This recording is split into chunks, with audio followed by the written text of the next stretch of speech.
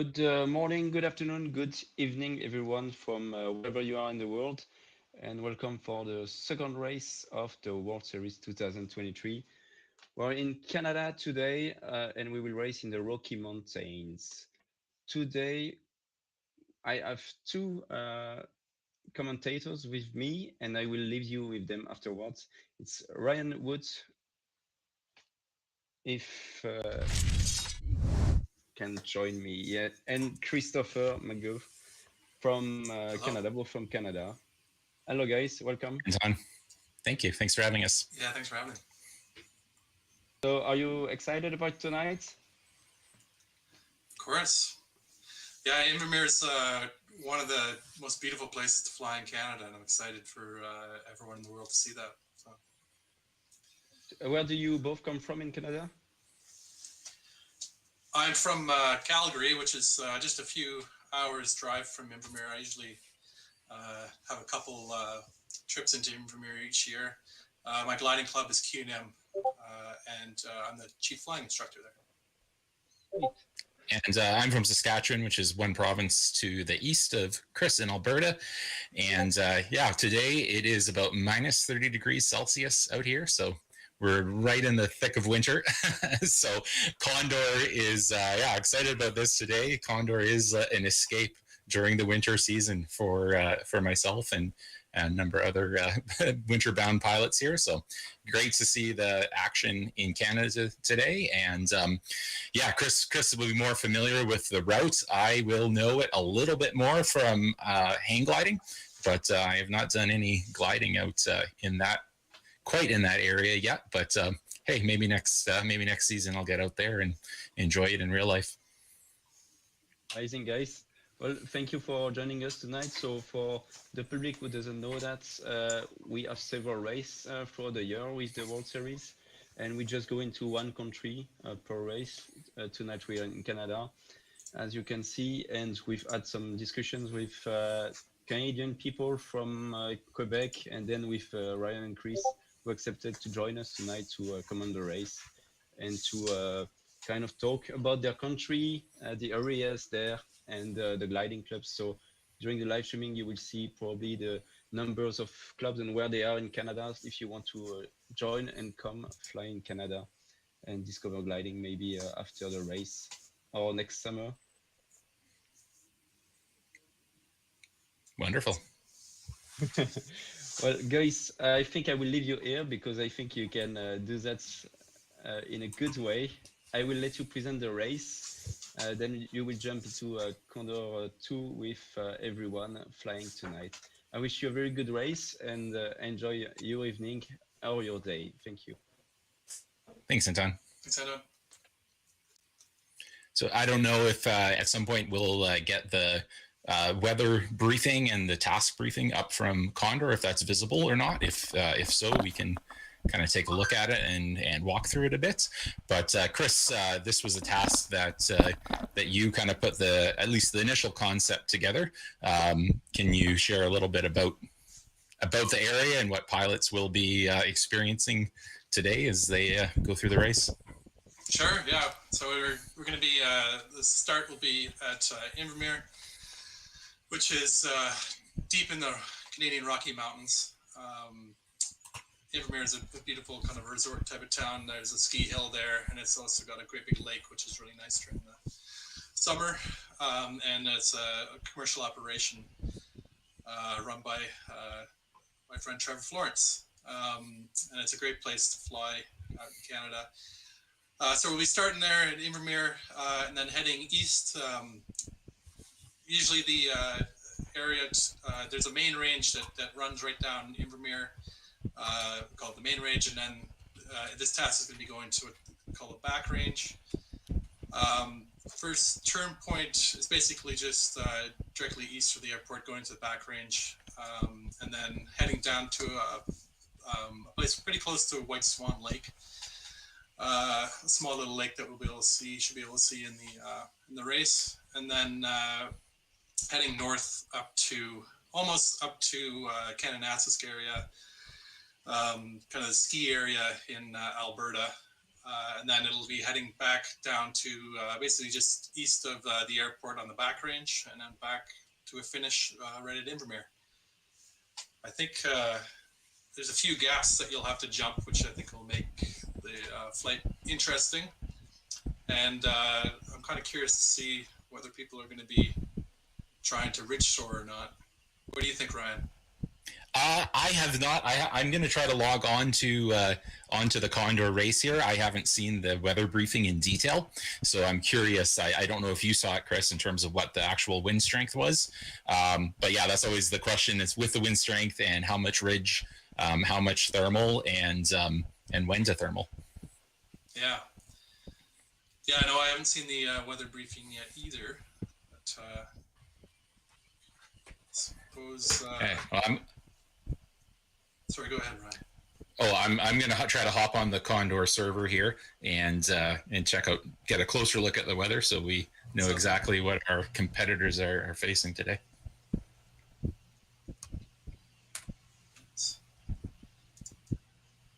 right.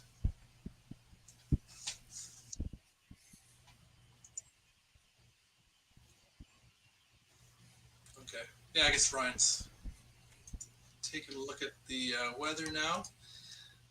Gone over the task, and I believe there's 146 pilots registered. I think it's always a surprise of how many will join, but I know the last few that it's been well over 50, if not 100 joining, so yeah, I know there's another big race going on during this time slot, the Condor World Cup. So the last race in Mexico, I flew it in the latest time slot, which I think was 11:30 UTC, and there was quite a few pilots on that time slot as well, and it was a good race.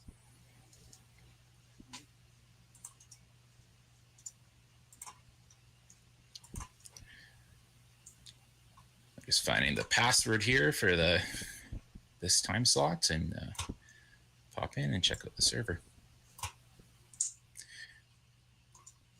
So this is a common route, Chris, that pilots would fly in real life, or does it go deeper in the mountains than you might dare in the real thing? Yeah, this probably I said there's the main range, which is the main ridge that's right on Invermere. That is a pretty safe area because there's a bunch of airports up and down that ridge.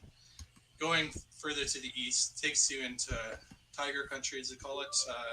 It's there's not a lot of places to land, and not even a lot of roads in there. It's pretty undeveloped in there. So this is a possible flight, but you'd have to be extremely careful. Probably wouldn't set up a real race here because your outlanding options are so low, but if you're careful in the glider, then you can definitely fly out here. We also have some airspace restrictions going east into Calgary area, so it makes it a little more difficult to fly safely out and not in that area because you have to be a little lower. But this is the beauty of Condor, that you can go anywhere. Explore the areas you might not normally get to see. Has anyone ever flown a glider over the Rockies into Alberta? I know the paraglider pilots have done that route once or twice. You kind of go, there's a lot of going over no man's land, flying over top of a national park, which previously it was illegal to land a paraglider or hang glider in the national park, but I think those rules have actually been recently updated in the past few years. But has a sailplane ever kind of gone over the top to the east and to the prairies? Yeah, I think one of the first guys who started really pushing into the mountains was a fellow named Dick Lamini, who's a member of my club, QNIM, just out of Calgary, and he pushed over into the Columbia Valley, is where Invermere is, into that valley, the Columbia Valley, a number of times, and I think he made it. I think he was the first one. I've heard a few other stories of people. It's certainly not common.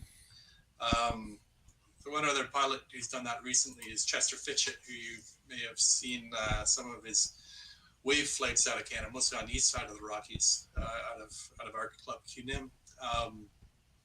But yeah, he's flown from Calgary area QNIM right into Invermere at least a couple times. I say that because it's so little outlanding fields in between. It's not done very often, but it is possible. And then the airspace restrictions. If you had a really good high cloud based day, it would be a bit easier to do that. But you'd be taking less glides where you're counting on having to get the next thermal, or the next lift. But there must be some of that. There must be some areas where you're guaranteed having to get the thermal. Otherwise, your landing options are for a paraglider. Yeah, you'd have landing options, but for a sailplane, not so much. Yeah, exactly. There's definitely some points where maybe you could land in a lake or something like that. But I mean, there's not even roads in a lot of these valleys. So in a lake or something. Yeah, it makes it. There's not even roads. It makes it a bit scary going over there. You definitely have to be careful.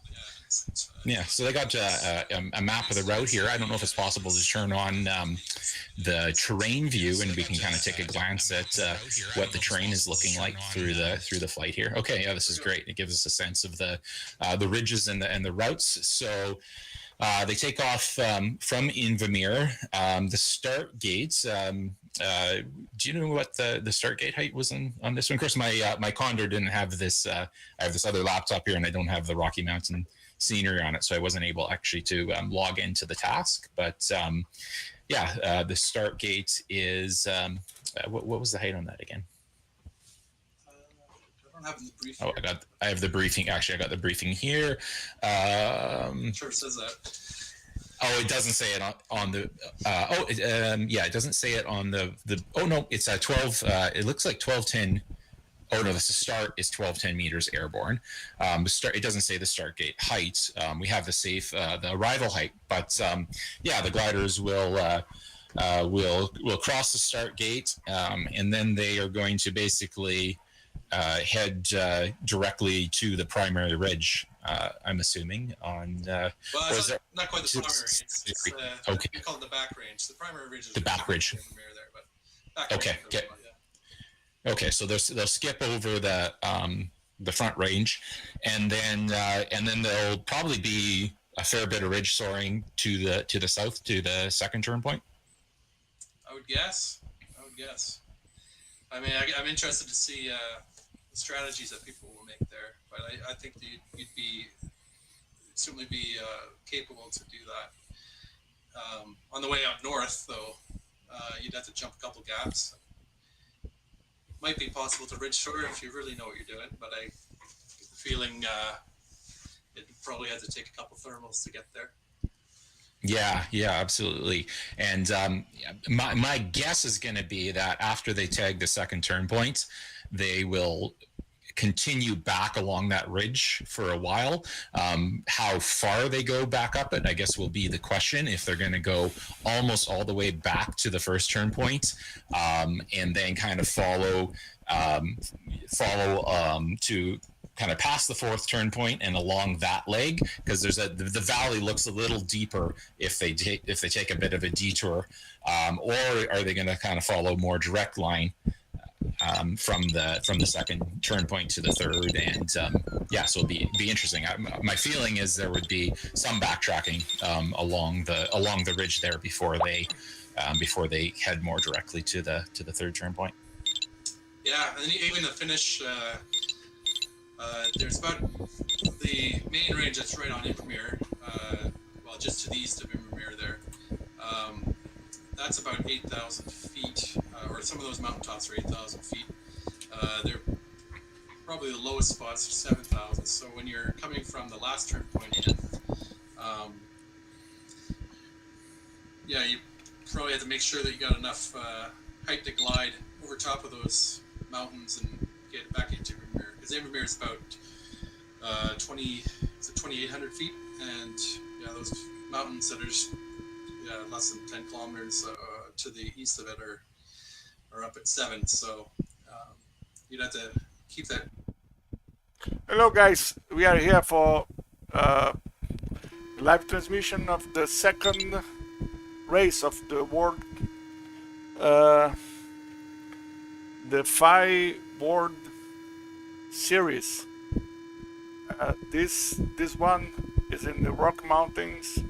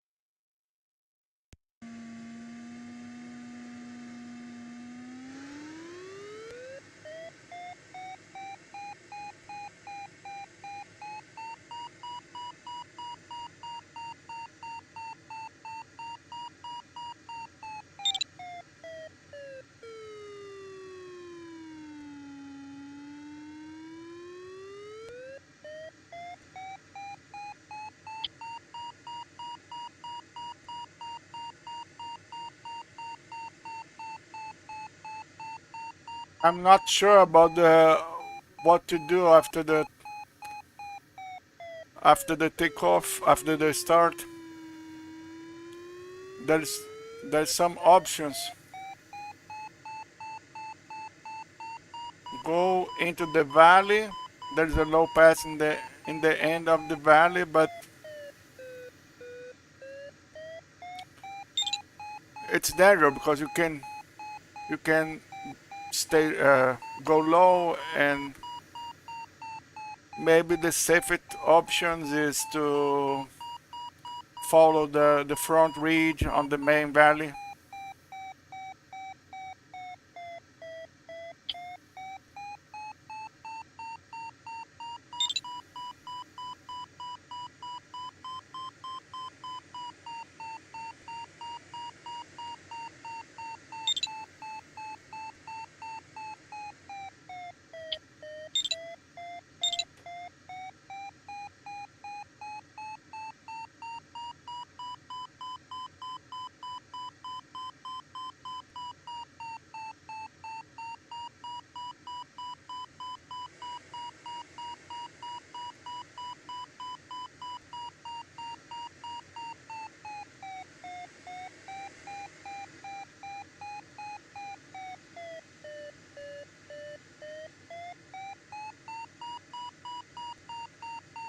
The ping, the connection for this server is not good for me.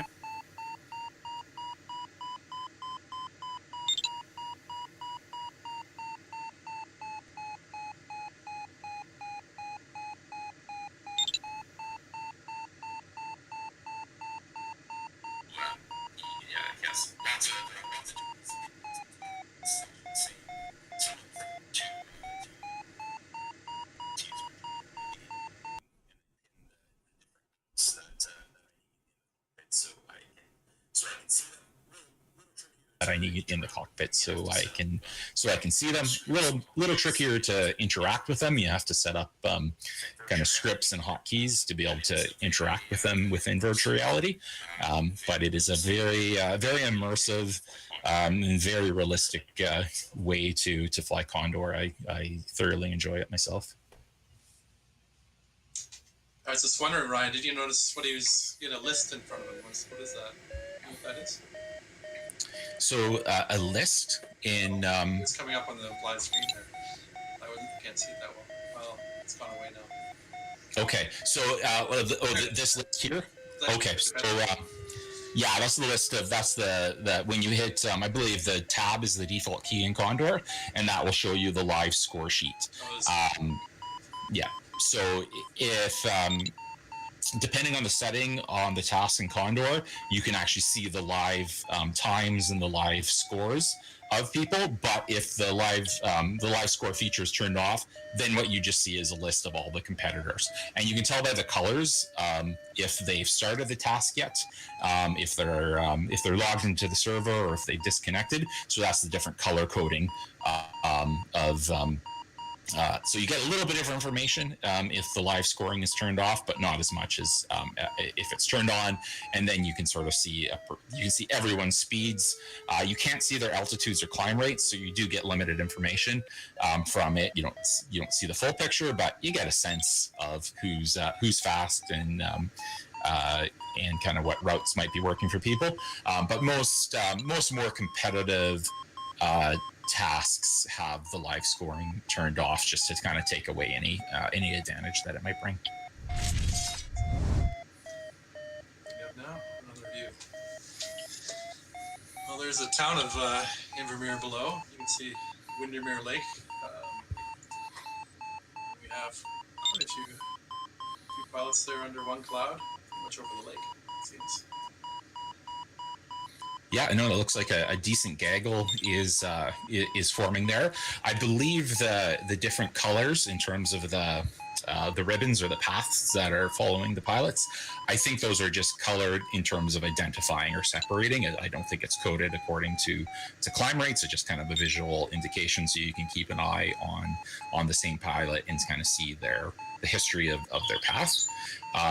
But it is it's a nice visual. Can get a sense of the thermal, the amount of drift to it, and and just kind of the pretty spirals that these gliders make as they're ascending.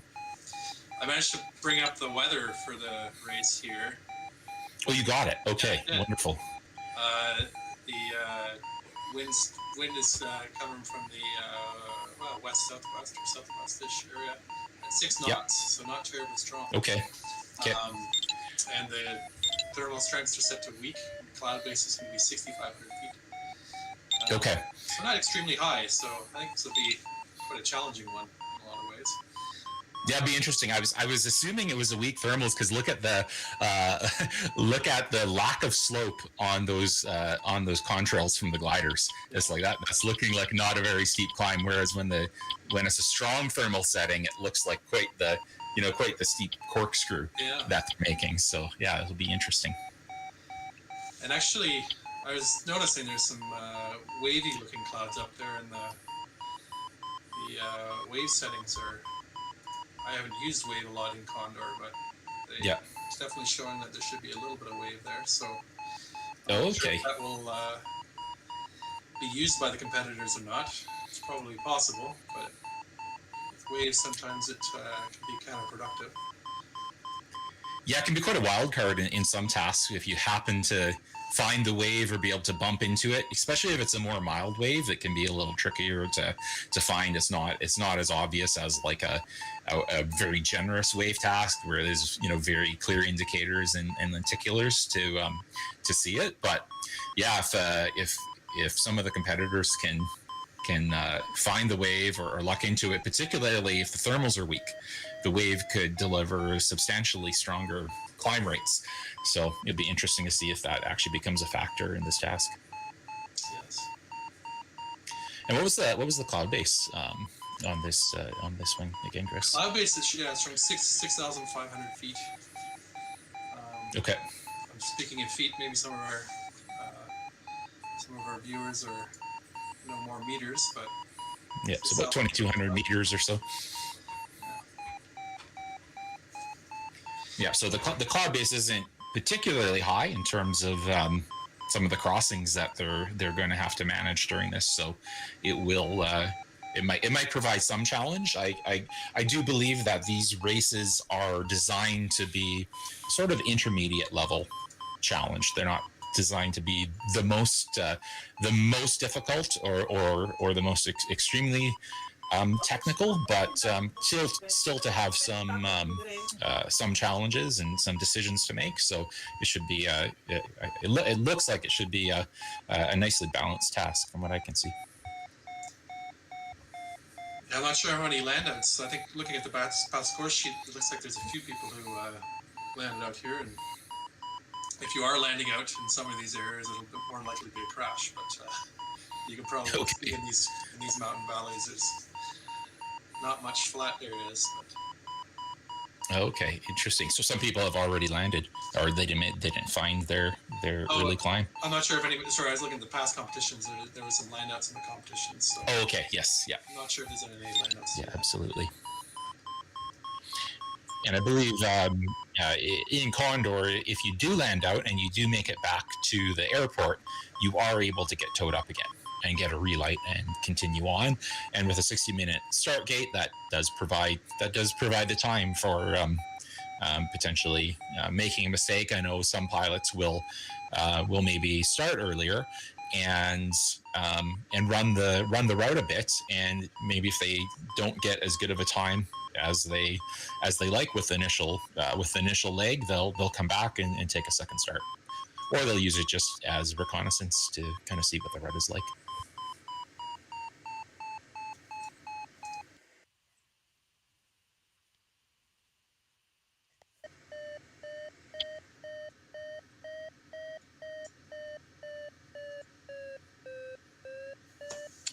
Yeah, so there's some people that have already looks like they may have already taken a start, and they're going to be exploring the course and the route to see what the weather's like, to maybe get a sense of the climbs.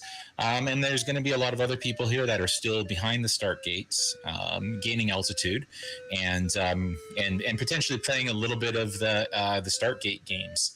So hoping for to get a number of get some good pilots out ahead of you that you can follow and chase, and kind of observe what lines they're taking, particularly with weak thermal conditions. It can become really helpful to have other people marking the climbs and picking the better climbs, and that using your competitors, observing them can make quite a difference in the race. Yeah, and I think the start gate's opening in just a couple minutes here, so we might start seeing some starts. But these guys haven't actually started, the ones that are out on course. They're just, I think, checking the weather ahead and seeing what the weather will be like on course. There's a 60-minute window, so there is a long time to pick your start, and you can go a long ways on course and see what it's like, and still have lots of time to come back and start. Yeah, I don't know if it's possible to, if you're able to pull up the live scoring or the score sheets, and we can take a look to see how many people have started the race so far or not.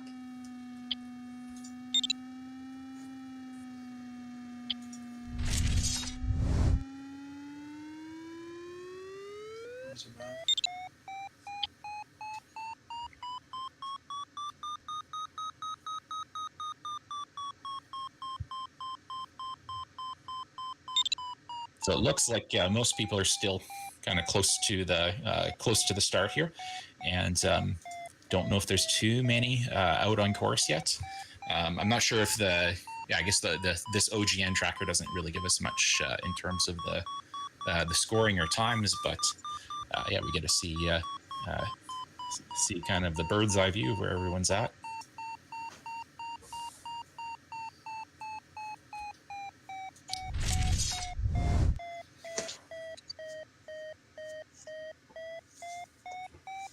Okay, perfect. Thank you. So Ryan, what would be your strategy on a day like today for starting?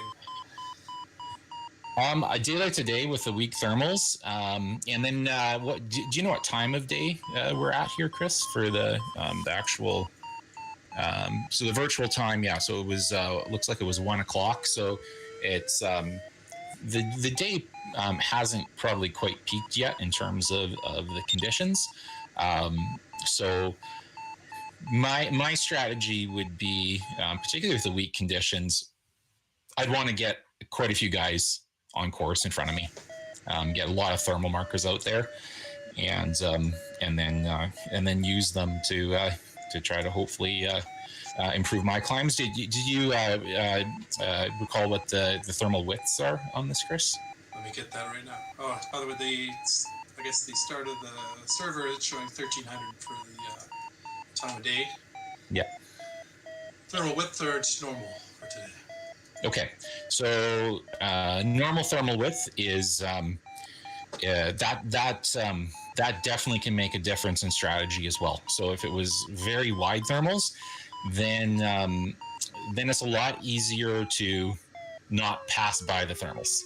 Especially if you're low and you're trying to guess the position of the cloud relative to the thermal, if it's very wide, you just get sucked into it and you're good to go. But if it's normal, which is substantially smaller than the wide thermals, then having the markers out on course so that you can center the thermal quickly, so that you don't pass by it. That can make quite a difference. I know from I was flying the FAI Sailplane Grand Prix race that they were doing in Gawler, Australia, and I was flying the one of the later servers, like more of the North American server times, and it was substantially more difficult than the races that were happening during our afternoon, but the evening in Europe, where they had a lot more pilots on course. So with those conditions, with weak thermals, the gaggles made a huge difference, and the smaller servers had a lot more of a struggle. And there's some servers, I think, that everyone would land out on the server, where the ones with a lot more pilots, they fared a lot better. So weak conditions, utilizing your competitors to help with the thermals is key, I would think. Yeah.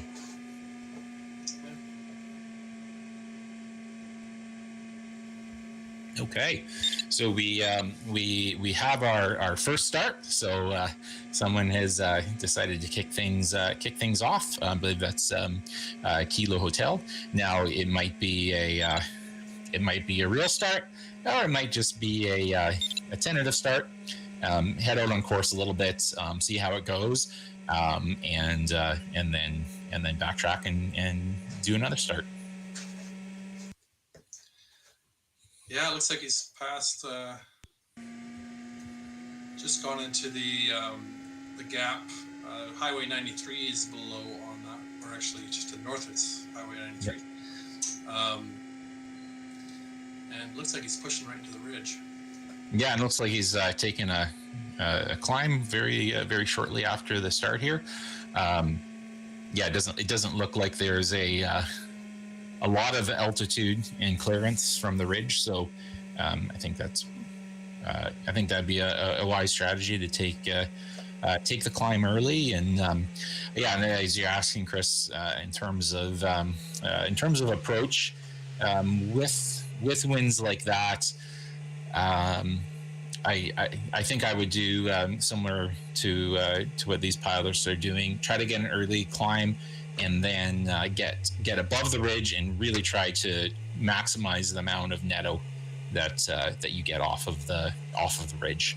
And there can sometimes be I find anyway a decent bit of difference if you're right at the top of the ridge versus a third of the way down. That can make a fair bit of difference in the amount of extra energy you take. So I would get the early climb and then try to get to at or above ridge height to try to maximize the amount of netto. But it might not be enough ridge to sustain. It might just be enough ridge to kind of get an extra boost and a little bit of extra energy, but you're still going to have to be stopping to thermal time to time.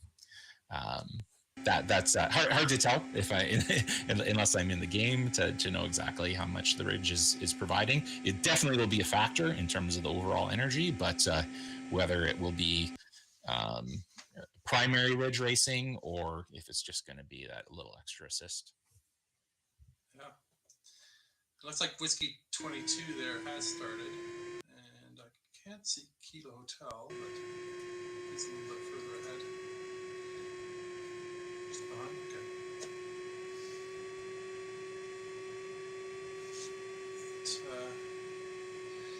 Probably be a slow start of, I think, everyone hoping that someone's going to start ahead of them, but these are the brave souls who want to try it out right away.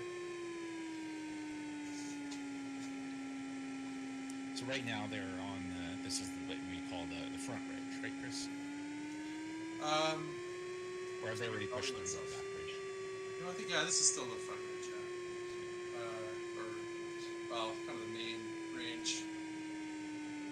Yeah, that's right. And then, yeah, the next, the gap, sorry, is somewhere further east. I think so the gap is underneath us, but it's further to the east there. That goes to the back range.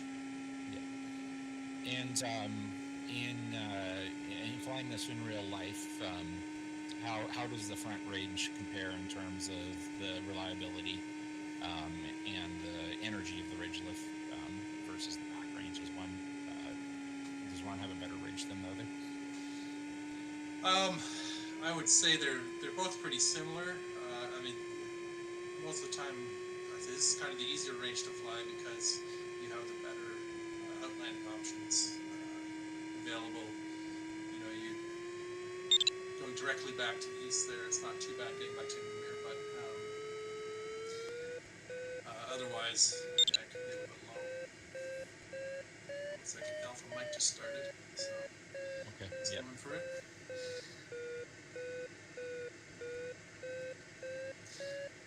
But actually, it's funny that people are flying kind of similarly to how you might you end up. Usually, you would take a launch and hit the first couple of hills, and then you have to climb your way to these back ones. Trying to figure out which one he's going to there. It looks familiar. Yeah, and I think with these weak conditions, getting the thermals coming off the ridge should make quite a difference. As you might know from flying TAS and Condor, the thermals can be substantially stronger if they're coming up the mountain face and with the wind than they are in the flats. So you could get even with the weak conditions, you could still get a decent strength climb off of the hills versus up in the valley. So we got 007. Looks like they're headed out on glide. I don't know if they've hit the first turn point yet. I don't think anyone's got there yet, but it looks like they're headed south down the primary ridge. Showing 10 kilometers is the furthest they've gone there. Okay. Yeah, so they're not quite. And 007 is very fitting because the operator of the Invermere site, his glider is 007 as a duo discus. So. Okay, perfect. And is 007 a duo discus as well? Yep. Okay. Yep. So very fitting. Wonderful. How many people are flying the Arcus, or is it primarily discus? Actually, yeah, it looks like quite a few do a discus here. We were told that there's no handicap in this contest, so thinking the Arcus would be the advantage.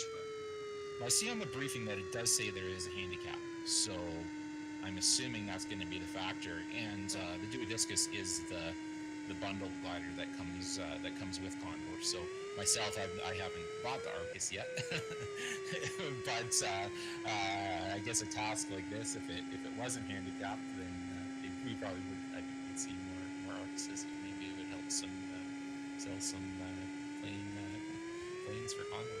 Yeah. So that might be a factor that people just haven't bought the Arcus. That will be a bit of a factor. You know, a lot of these guys are going to be very serious, so if there is an advantage, they're going to be buying the glider. So I'm not sure if they're getting the anabatic lift off the mountains, or if, say, the wind's so light they probably got the strong pitch left, but yeah. might be getting some. Yeah, one thing that can the Condor often models, as I said, sort of the anabatic thermals. So they'll if you fly Condor and you turn on thermal helpers, for example, and you see the thermals visually, you can often see some of the thermals they really follow the slope of the mountain and kind of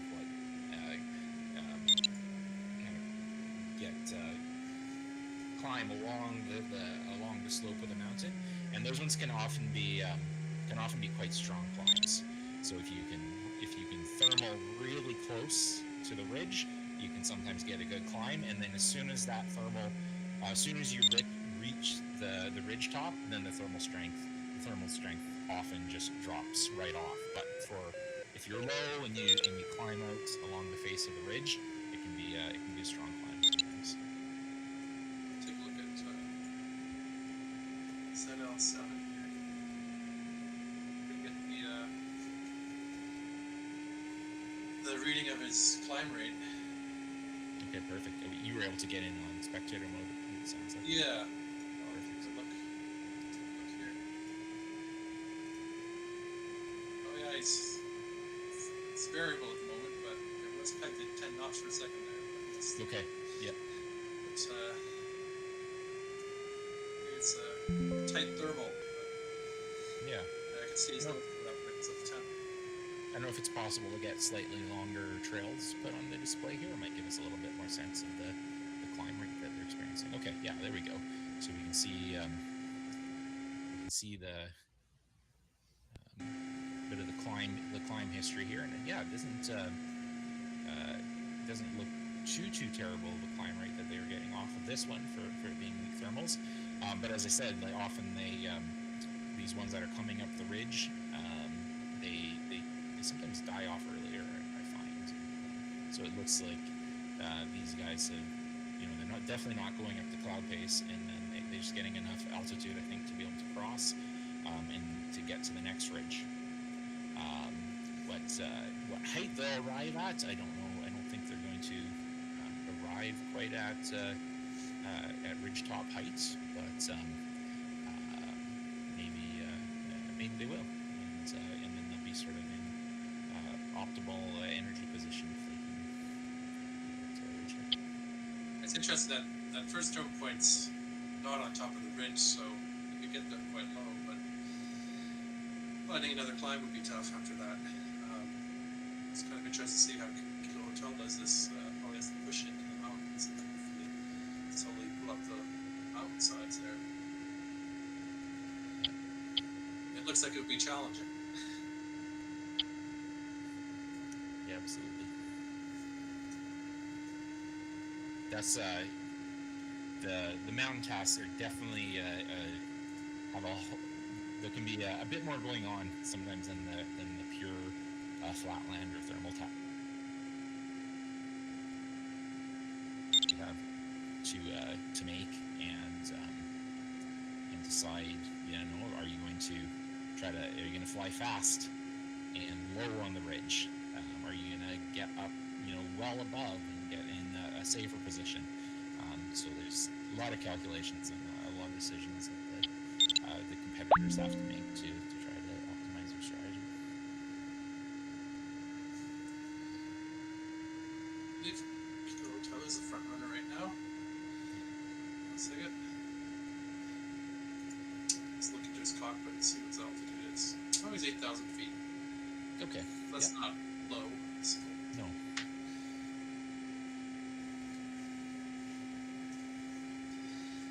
here we got a score sheet now up on the screen, so you can see the distances that they're at. And now is Kilo Hotel in Arcus, or is he flying? Yeah, Kilo Hotel's in Arcus, and the Okay. Con is a Duodiscus. Okay. I saw that because it was showing him number one, even though he's flown less distance. So I was assuming that's the handicapping that is that's putting him out in first. That's right.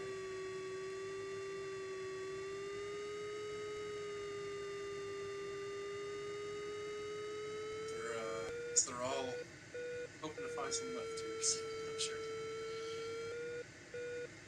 Yeah, it'll be interesting to watch now to see how much they have to thermal versus what the rig is going to provide them.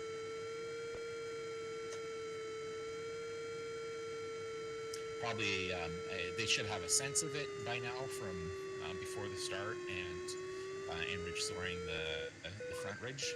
Hopefully have a sense of how much ridge lift is available, and how much they have to do it on the thermals to do it.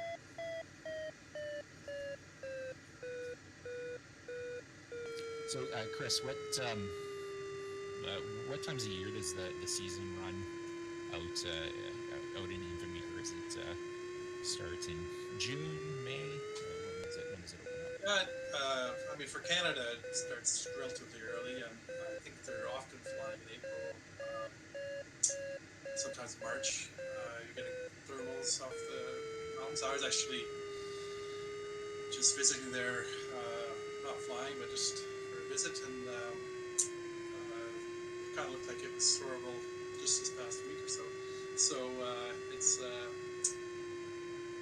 something with the mountains that can give you some left. But I said the main season probably starts late April, and I mean even to September can be good. But probably the heart of the season is June and July, just because you have the longest days then. Okay. In general, well, certainly in Alberta, out of where I fly out in Calgary area, the best season is May. Definitely get the strongest and the highest cloud bases, the strongest thermals and the highest cloud bases. Invermere has that as well. Probably the strongest thermals you're going to get in May. But the length of the days, of course, increases June and July, and that's when they're more often flying 800 to 1,000 kilometer flights. Sometimes pushing 1,200 or so. Keith Essex came out here and was flying 1,200 kilometer flights off these mountains, which was pretty amazing. It takes some nerve, I think, to push into some of the places he went there. But Okay. Yeah. it's the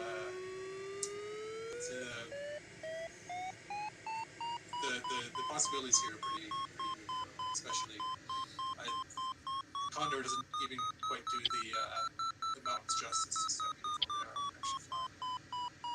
Yes, wonderful. Yeah, as I said, my familiarity is more with the area from hang gliding. One of the premier hang gliding paragliding sites is just north of Invermere in Golden at Mount 7. And but the season there, because it's a fairly high altitude mountain launch, it's more July when things when it finally actually opens up in terms of getting access to the launch to be able to go. So it's very nice and appealing to hear that the season can start much sooner from the airport in Invermere. Oh yeah, and this valley certainly makes its own weather. Columbia Valley, it's called, by the way. It's quite often when we're there, and the snow is melting earlier than areas around. So it's they've been flying the ridge here for a few minutes now. It looks like Con and EGAE have stopped to thermal.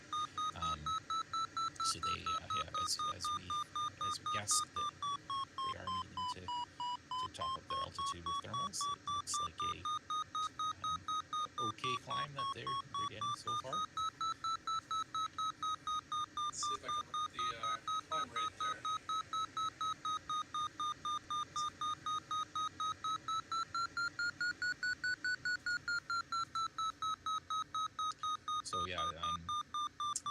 ZL7. Yeah, he's getting 6 meters a second right now, down to with Condor we sort of see the instantaneous, so he's gonna have to average it out. But it looks like he hasn't hit the center of the thermal. It looks like he might have turned a little bit early, and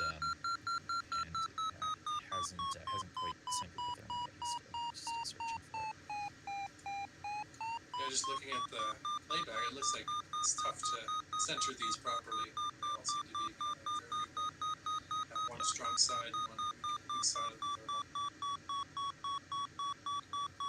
Yeah, with the normal width thermals, that can be often be the case where you're taking a turn in part of the turn in left and some of it not quite as strong. Still look like ZL7 is struggling a little bit to find the center of it. Yeah, with a fully ballasted 20-meter glider, it usually is difficult to center a thermal. Yeah. It's actually somewhat true to life. Nivermere is always has quite narrow thermals, which can be a challenge. Okay, so we got this is great. We have the live tracking overview here, and we got fairly decent size grouping here. There's it looks like KH and W22 are sort of pushing out ahead early, but there's a sizable group there that looks like they're stopping or maybe headed to that thermal to top up.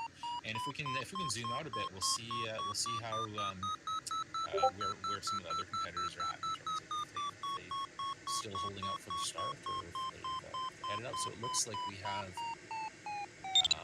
basically all the competitors almost are out on course now. So there's no extremely late starts going on here. So this should be good. It's fairly close group. Yeah, it looks like a big gaggle just left Nivermere maybe 3 or 4 minutes ago, something like that. Yeah, and they just all starting to pass over the front range there and cross through the valley to the back range. So you can see if the one kind of turquoise track, I think that's KH. You can see his track. He did follow a little bit closer to the top of the ridge. So be interesting how much extra energy he potentially got from taking a slightly higher position on there. Sometimes it's sometimes the ridges do produce decently further out, but sometimes following right along the crest of the ridge, particularly if it has kind of a sharp kind of top to the ridge, you can get a little bit of extra energy being right along the top of it. It looks some of those other competitors are much further down the ridge. I just below. Let's see if I can. Yeah. Oh, yeah, that's showing 6,300 for Zulu uniform. Zulu there. Yeah. Yeah, and ZL7, who was struggling with the thermal a little bit there. It looks like he's also a bit low on the thermal, whereas some of the other EJE who he's with in that thermal, a few of the others are much higher on the ridge now. It's the leader there. It's 22. Okay, yeah.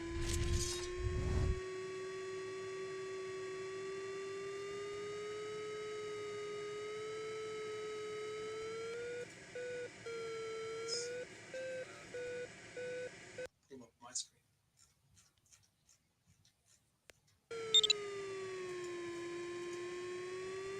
Yeah, there's a big Congo line of gliders coming through the valley now.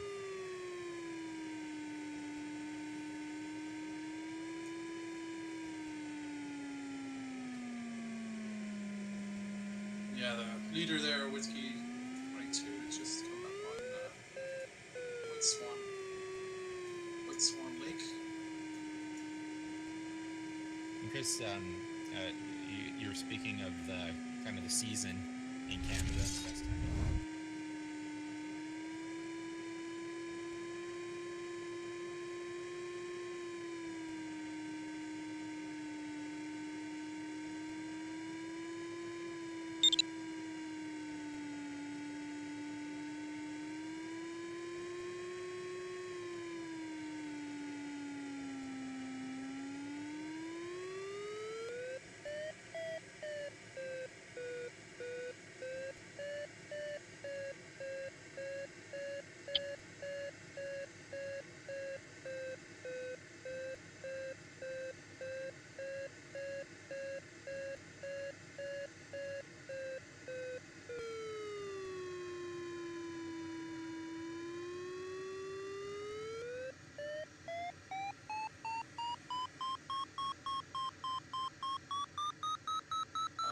Last couple days.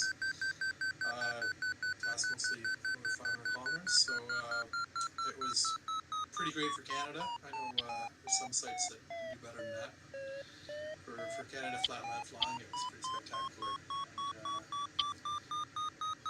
And we flew 7 out of the 10 days. I think probably could have flown on a couple of the other days that we put off, but the weather was so good that we figured we'd just wait another day.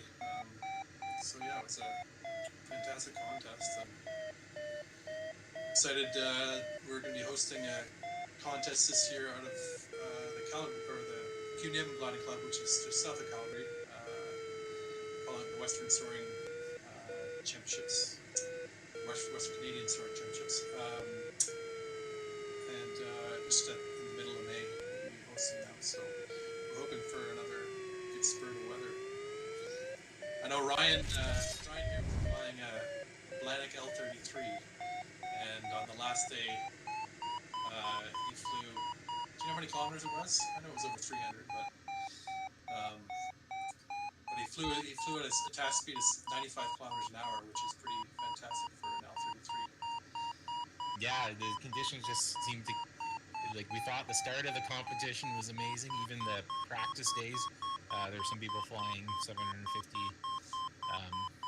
kilometer OLC flights, and it just seemed to keep getting better and better as it went on. Either that, I think the competitors, at least for myself, were starting to get more confidence and adapting to the conditions more and starting to push a bit faster. If it was a 6-knot climb, maybe that's not good enough. Leave that one and try to go find an 8 or 9-knot climb. And we're able to start to push the speeds faster and faster. So it was exciting, particularly for myself, because I'm newer to the gliding world. My experience is more as a long time hang glider, paraglider pilot, and so it was my first competition and race, and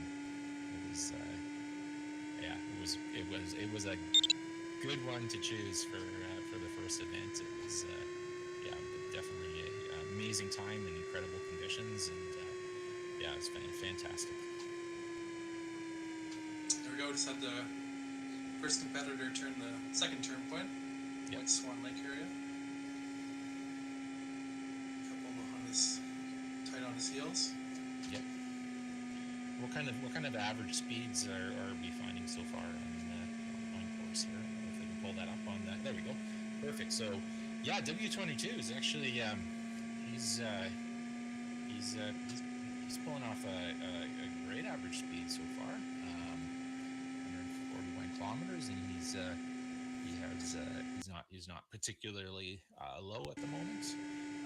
ZUZ as well. He's moving along quickly, so they definitely are utilizing some of the energy from the ridge to keep their speeds up, because it'd be hard to get 145 kilometers an hour in weak thermal conditions. So the ridge is producing something.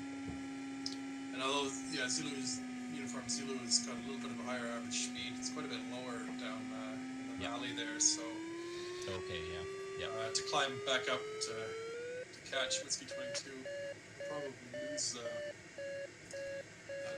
advantage that he has at the moment. Yeah, I mean these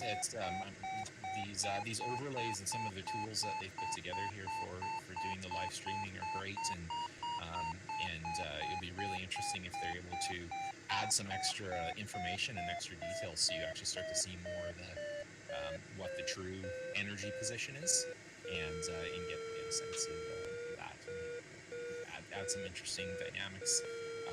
Yeah, sometimes it looks fast, but you have a lot of time to make up for yet in the climb, which will boost the speed of it. Looks like Kilo Hotel also made the turn and is heading up to the next turn point. So And it looks like W22 here is he's wanting to get to the top of the ridge, because he stopped and he did some figure eights there just to try to top out to ridge. He still actually looks like he's still doing the figure eights. So he's wanting to top out. I'm not sure if he's planning on passing over the back at this point, or if he's going to follow back along the ridge. But he's wanting to get up there and maximize the ridge. and certainly Kilo Hotel is just pushed along a little bit further inside. So these are the kind of strategies I was curious to see how these guys did it. It's there's definitely two different ways to skin a cat here. Yeah, and it doesn't look like he was climbing particularly fast while he was figure eighting there. So I'm assuming there's a reason he's really wanting to get the height here that he can, unless it's just my perspective and I can't see it to the climb rate that he's achieving. So yeah, we got one of the competitors here inside their cockpit. I'm not sure which pilot this is. Okay. And this must be one of the live streams that they're streaming. We can see there in the top right, for any of our viewers that aren't familiar, that's a tool called Katasa, and it gives some extra information to the pilots. You can see there the WB, that's their amount of water ballast. It shows what flap setting they presently have. So this must be the Arcus, because there's a flap setting there. It shows as -1 flaps, and this is perhaps for myself what I find the most useful with Katasa. One of the most useful things besides the audio alarm of when you're reaching DNE is it has a very I find it to be a very responsive netto. So the N there is the netto variometer, so it's telling the pilot what the climb rate is of air that he's in, and that can be that's really useful for when you're pulling up and you're observing the strength of the thermal, deciding whether you're going to turn in it or to pass through. Watching that netto can be really useful, and also for being on the ridge here and seeing what the ridge is providing in terms of strength. And it is somewhat there's not getting a lot of extra netto or extra energy off the ridge, but it definitely is something. And you'll see here now, let's watch the effect of when he gets to the steeper part of the ridge, and see how much extra netto he gets. Now that could be a thermal, because it looks like he's decided to turn in that, and let's see what kind of climb rates that he gets in this lift here. So for myself, I actually I find that I use the netto off of Katasa there quite a bit for judging thermal. So he decided to take one turn in that. Didn't really see a strong climb rate around the circle, and is continuing on down the ridge. And it's a nice slope here on this ridge. And see much energy he gets from it. I certainly noticed the netto has been going in the positives the whole way, and some spots a bit stronger, and this one's showing pretty good.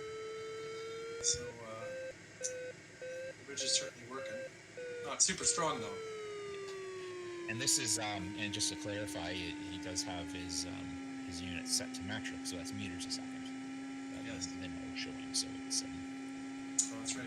yeah, so it's if we're used to thinking in knots, it's actually it's quite a lot better than we might be thinking. That's right. And yeah, it definitely has been has increased has been gaining altitude during this portion here. So yeah, the ridge is producing. And I was looking up at cloud there, so and then a couple guys thermally above, so maybe he's expecting a thermal here somewhere. Yeah, it looks like it's maybe a little bit past the ridge now at this point. Just kind of looking at the position of it. This is one of the areas where the virtual reality goggles are a nice tool to have, because you can look around very fluidly, very very easily, and get a sense of the position of the tabs and what those are. Yeah, I have a head tracker on my set up, and watching this makes me very jealous because I think it works better than the virtual reality is definitely better than the head tracker, but that's a step above having just a flat screen as well. So Oh, it definitely is. Yeah, the head tracker certainly helps a lot as well. I find I was using that. I used that a little bit before I got into the virtual reality flying. I got a lot more serious about Condor last winter is when I kind of got into it a fair bit more seriously. Maybe that coincided with moving back to Saskatchewan and it being -30. yeah, cold. Well, that's interesting. I think the Con's coming just the opposite way. Probably the opposite way. They turn the turn point and is heading up that ridge, going the opposite way. Yeah. Heading for the third turn point. And how's is your spectator mode on and working for us? Okay, I got this. No, it's still going here. Actually, I have the Con on. I'm gonna pull up see if I can pull up the link to the OGN tracker on my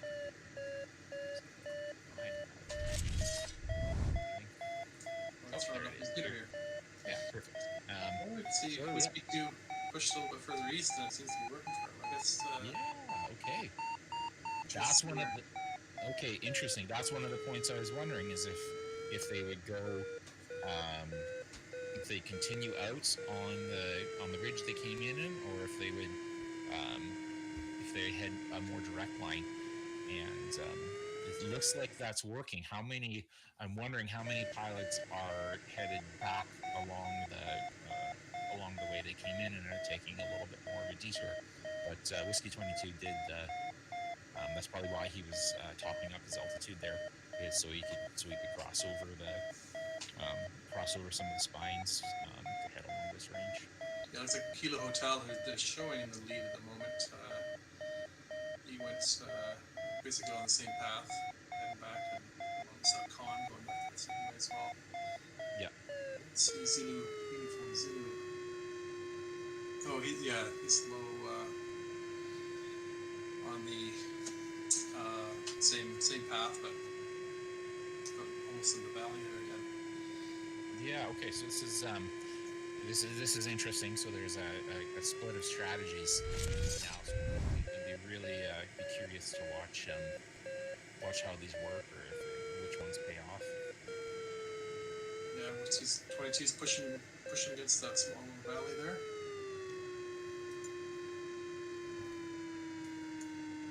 So yeah, he's looks like he's in definitely a bit of sync as he's crossing here. He's flying fairly fast as well.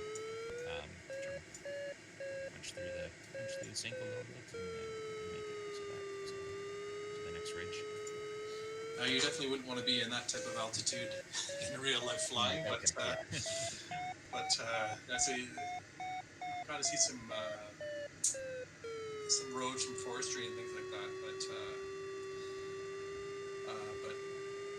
yeah, there's not much to land at in this area. Yeah, you'd want to stay more kind of right at We're at a mountaintop height, probably, basically, hey, if you're exploring to this part of the range. I think you probably want to be a bit above, yeah, the mountains. At least in my opinion.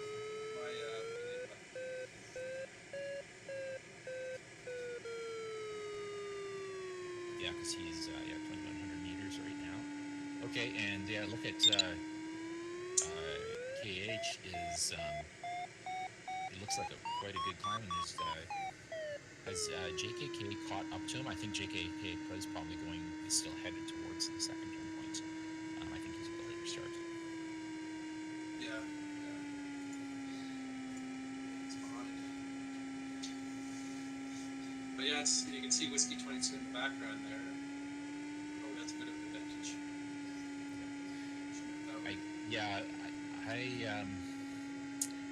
Right now my feeling is that staying on the primary ridge, or staying on this ridge they came in on. I think that's what I would have done myself, but I haven't had a chance to analyze the map. So Got a bit of. okay, so this is SOL. Yeah, I guess he must have taken a late start to still having the first turn. Yeah. And so he's in a nice position. He's at 3,000 meters, so I think he's in a fairly good energy position on the ridge. The ridge isn't it's not strong enough that you can just fly along it close to VNE and just maximize your speed. He's a bit higher above it, and staying in nice position, so that you can maintain the extra netto boost that you're getting from the ridge. So he's not getting a netto boost. So you may see his. I think you can see his netto on his LP 8000. So it looks like he's getting about 1.8 meters a second. So it seems to be producing fairly well for him. And what's the speed he's flying at? Yeah, so he's flying. Looks like he's flying maybe about 178 kilometers an hour right now, airspeed. Yeah.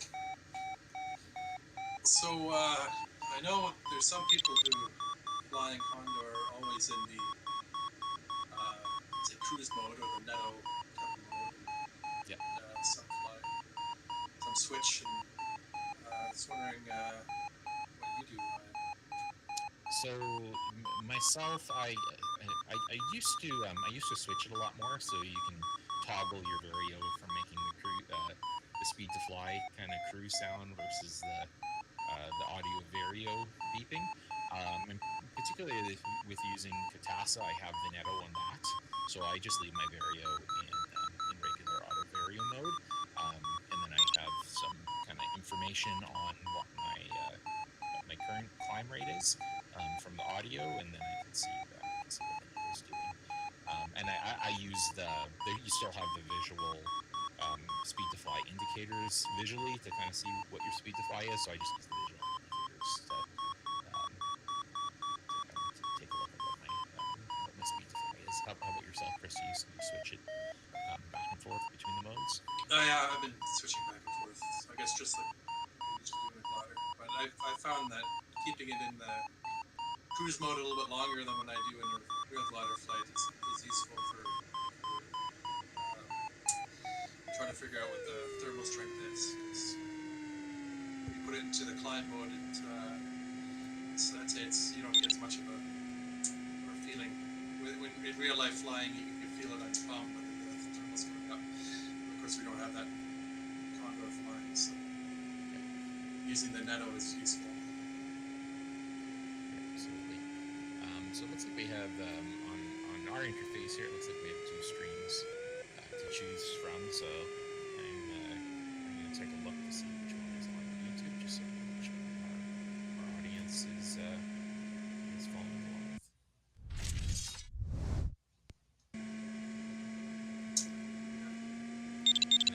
there's still 16 minutes left in the Starcade, but I'm assuming everybody is out on course by now. I don't know if anyone's actually returned to or felt they needed to take a second chance and take a second start at it.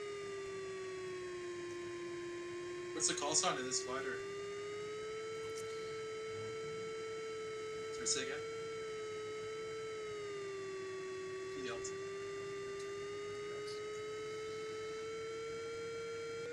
It's a PLT. And it looks like he is headed. So he's tagged the second turn point and it's headed back along the ridge. Yeah, looks like a lot of people have done that. I think Whiskey 22 is one of the only guys who head a little bit further east. Interested to see if that's going to be a good choice or not.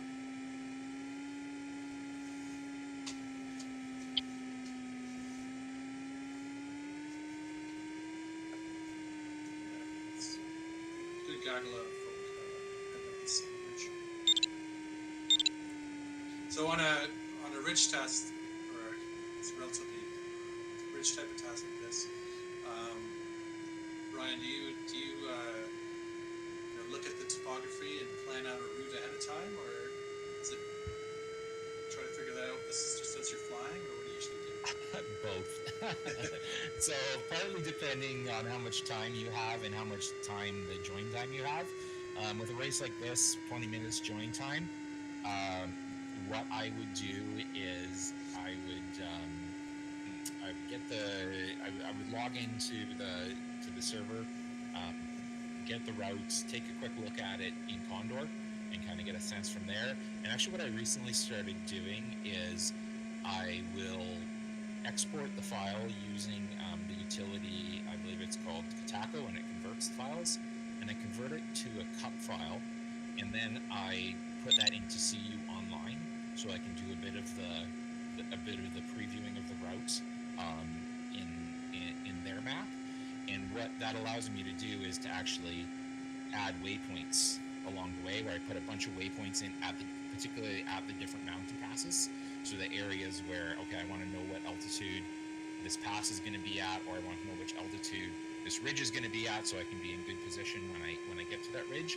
And I'll put those waypoints in, and then XC Sora has the ability to add special waypoints. I don't think that's the right terminology, but you can add these washed waypoints, I believe. And then what they'll do is they'll show up in XC Sora, and it will tell you, it will give you arrival altitude similar to how it handles airports. So I can actually have a series of waypoints that I'm not using for navigation. I'm only using them to get a visual of my arrival altitude at these key passes and key areas on the map. So I started doing that, I'd say in the past month or so. So I find that actually a useful technique for previewing and planning the routes. But it does make a substantial difference the more time that you have to really analyze the route. I think it's key for the mountain tasks. At least ones where there's not like obvious choices, where it's just like one ridge, where you actually have numerous options that you have to decide between. The analysis is really important. But sometimes you just don't have that luxury. Either you haven't had time to do it, you join late, then in which case I'm doing a lot of kind of previewing and trying to decide on the fly, particularly like using XC Sora and like moving around, panning around, and trying to decide the routes. Okay, on the fly, which way do I want to go? But then there's also revising, because things end up looking different once you're on the map. In the scenery for real, it's sometimes the ridges have a different shape, or the route just presents differently than in your analysis, and then you adapt and you change. So there's pre-planning, but then there's also adapting, or you get stuck and you weren't able to get the altitude you needed for your desired route, and you have to go a different one and kind of make it up as you go. But definitely doing some pre-planning, I found that pays off. That pays off a lot in doing the. But yeah, there can be a lot going on with these tasks on, which is kind of part of what's so interesting about it. So yeah, this is Zulu. Looks like ZL7 again. Whatever it is, but that's the one that we were just looking at. So Papa Lima Tango, I'm pretty sure it is. Okay, yeah.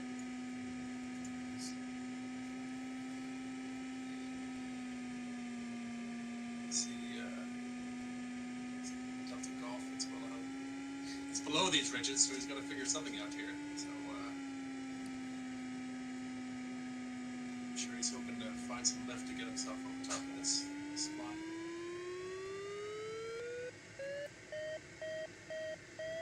Does he have quad? Let's take pull up a bit. Yeah. Bit of a pull up, managed to get over top. Lost it. Yeah, that's one of the things I find in doing mounted tasks. One of the habits that you really need to get yourself out of is just doing those daring maneuvers on the mountain passes, where you just build up your speed and pull up the last second and just hope that you clear the pass. I've ruined too many races trying to do these, aggressive, more arcade style flying. Where it's like, let's see if I can get over that, and then you're really disappointed because you've ruined your race by a really stupid maneuver. So I've done a little bit too much of that myself. Yeah. I think it actually pays off to fly a little bit more conservatively, give yourself a little bit more margin, and your results will manage better in the long run by doing it that way. I think that's pilots that approach it with a little bit more of what I would do in real life mentality, then they're a lot more conservative on some of those mountain crossings. Well, I find gliding, especially any kind of gliding, either cross country flying or racing, it's kind of risk management is what you're doing most of the time. Should I push and hope that I hit a 8-knot thermal, or should I stick with a 6-knot thermal? What are the risks of missing the next one or not finding that 8 knots or whatever? So, similar with ridges, should I keep on pushing on this ridge, which doesn't seem to be working, or find another choice? Yeah, and I think one of the things with that is that the upsides, the gains can sometimes be relatively small. Yeah. To like, hey, I'm gonna push on. I'm just gonna get a little bit better of a climb. I'm gonna push a little bit faster and try to get a little bit faster speed along this ridge versus easing up and trying to gain a little bit more height. It can be fractional gains on that, but the downsides can be so much worse because you just put yourself into a position that you then have to backtrack to salvage or to get out of it. So I think the more cautious flying can be rewarded in the long run. I've had myself, I know, a number of tasks where, let's say, I've decided early on in the task, and maybe there's a small ridge, but okay, I'm going to thermal up and get high. And then I'm like, oh, I'm worried because it looks like all the guys down low are getting all that bonus netto that I'm not getting. But then sure enough, halfway through the course, all of a sudden they're landing out, they're stuck, and taking that extra height is maybe a tiny little bit slower at the start, but it put me in a lot better position. Unfortunately, I fly the other way just as much as the conservative way. So, but yeah, I think I'm trying to get myself into flying a little bit more cautiously, and not wrecking the task by pushing ahead too hard and then landing up. That's always just disappointing when you crash or land out and it's over. Sure. ladder very well, but Yeah, so it looks like it's PM6 there. Yeah, I don't know if they're able to pull up an overview of the kind of a map view. Kind of see a high level of where our different pilots are at, or the OGN. We can take a look at that. oh, that's interesting. Kilo Hotel and Whiskey 22 were out in front, and there's Whiskey 22 took that different route, but he's still similar spot as Kilo Hotel, just behind. Okay, interesting. Yeah, and sometimes you have these routes and they look drastically different, and then when they come back together, it can be a matter of seconds. That was the difference between them. Some of the other guys that we're following is that Fernando Tang.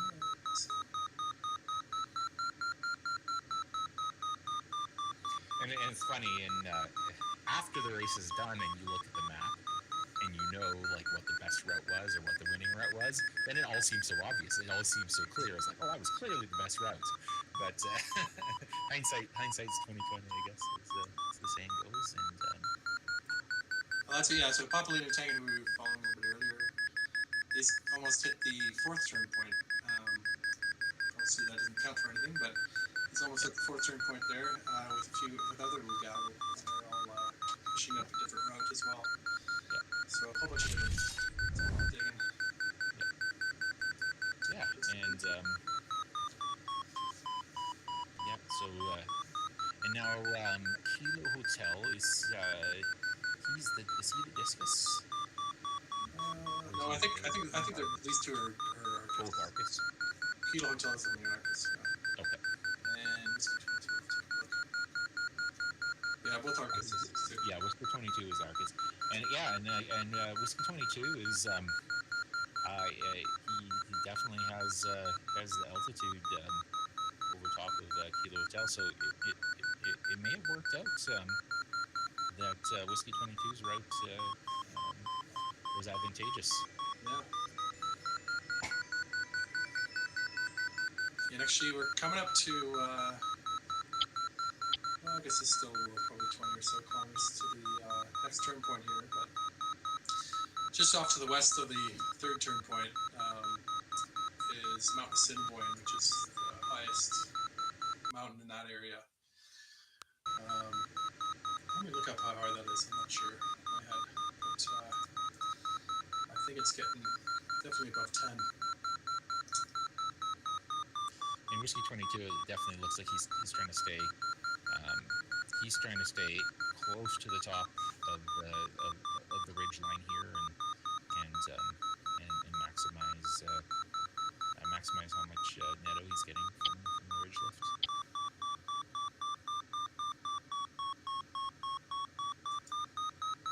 So he's potentially flying a little bit slower and trying to get as much lift as he can. Yeah, and these mountains are getting higher as you get in here as well. We're close to Invermere, it's more like 8,000 feet at the tops, but a little bit closer, it's getting into the tens, so even higher. Yeah, and is there?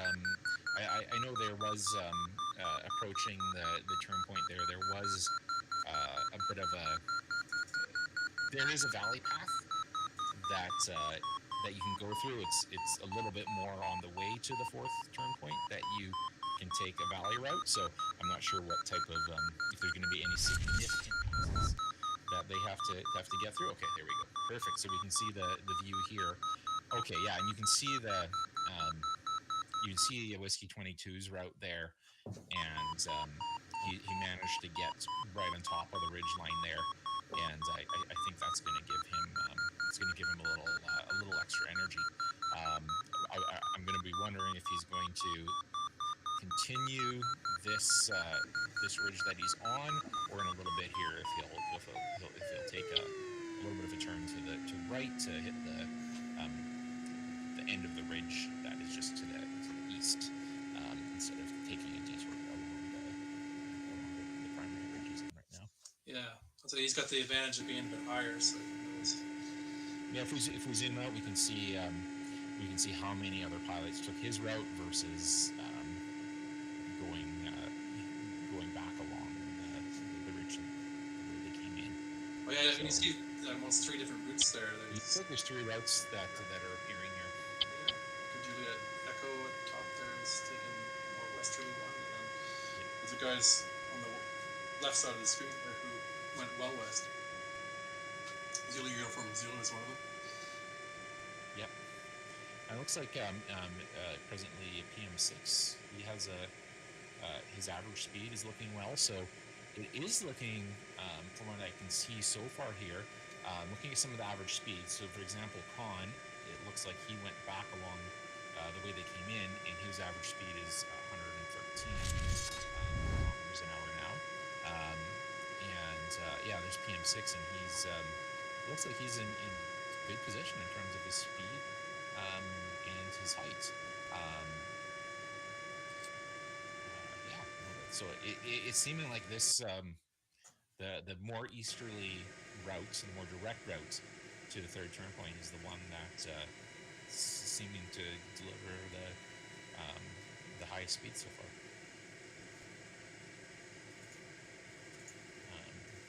I'm curious how I don't know if we're able to see how some of the later starters are doing in terms of some of their speeds. I don't know if you can see that in your spectator mode, Chris, but Yeah, take a look. what some of these other competitors will choose for their routes.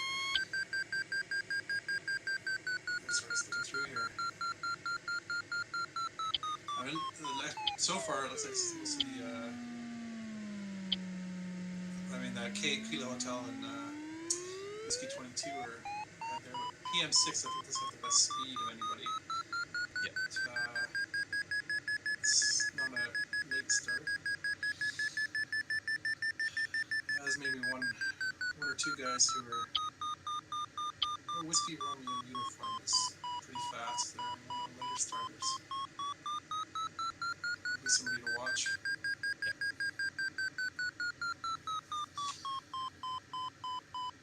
Yeah, and ZBY is another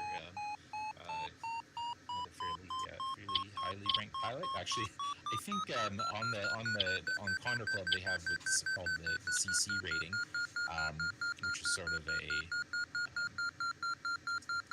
weighted average of your results in tasks relative to other pilots. So kind of gives it's somewhat like a ranking that they would use in chess or other games, and give a sense a bit of an approximation for skill. And I think it's like eight of the top 10 or something like that is it's Polish pilots. So there's a lot of good Condor pilots from Poland, and I believe that's also true to real life, isn't it? Isn't Sebastian Kawa Polish pilot as well? Yes, yeah. I think Glider pilots in the world. So, but I don't know what Poland has going on for gliding, but I think they're doing something right. Yeah. No, I know Poland had some state-run gliding. I'm not sure if that's still going on, but they certainly did have state-run gliding clubs, so that certainly helped it partly. And of course, they have the manufacturers there. The Diana 2s, excellent glider, and then go back to Jantars and SAD-55s. Yeah. All that. You have some good airplanes that come out of there as well. Yeah. How would you compare to say some of these countries and how the sport is going in many places in Europe versus Canada? Like, do you are there big differences? Or, I mean, I think there's a lot more activity in some countries in Europe and a lot more pilots per capita. But what's your thoughts on that, Chris? Well, yeah, certainly Europe seems to be gliding as the largest there, or the most popular. I think part of the reason, Germany is the biggest, and closer to Germany are the more it helps. Of course, France is really big as well in gliding. And then for flying contests, if you want to fly a contest in Europe, traveling even to another country would be called a pretty small drive in Canada, where Yeah. flying a nationals in Canada usually involves driving.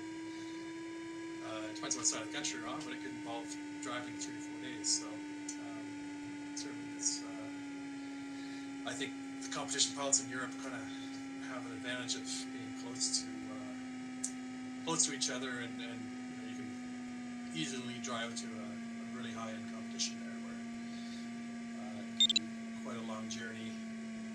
Canada or North America in general, going into the US, there's some good competitions, but those can be long drives as well. It's like Con is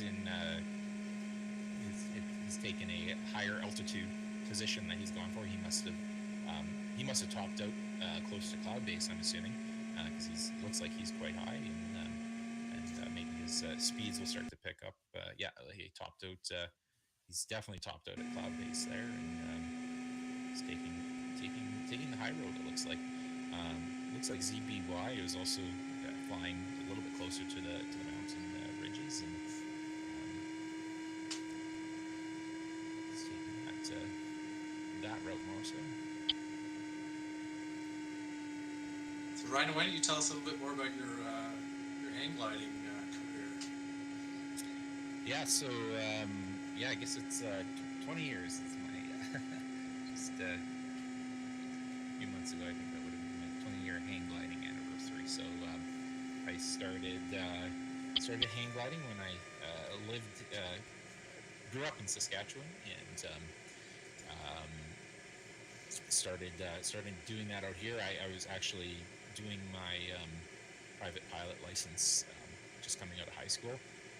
Was thinking, I might want to do be a pilot in terms of a career. Didn't end up going that route, but I still wanted to fly, just for the recreation and enjoyment of flying.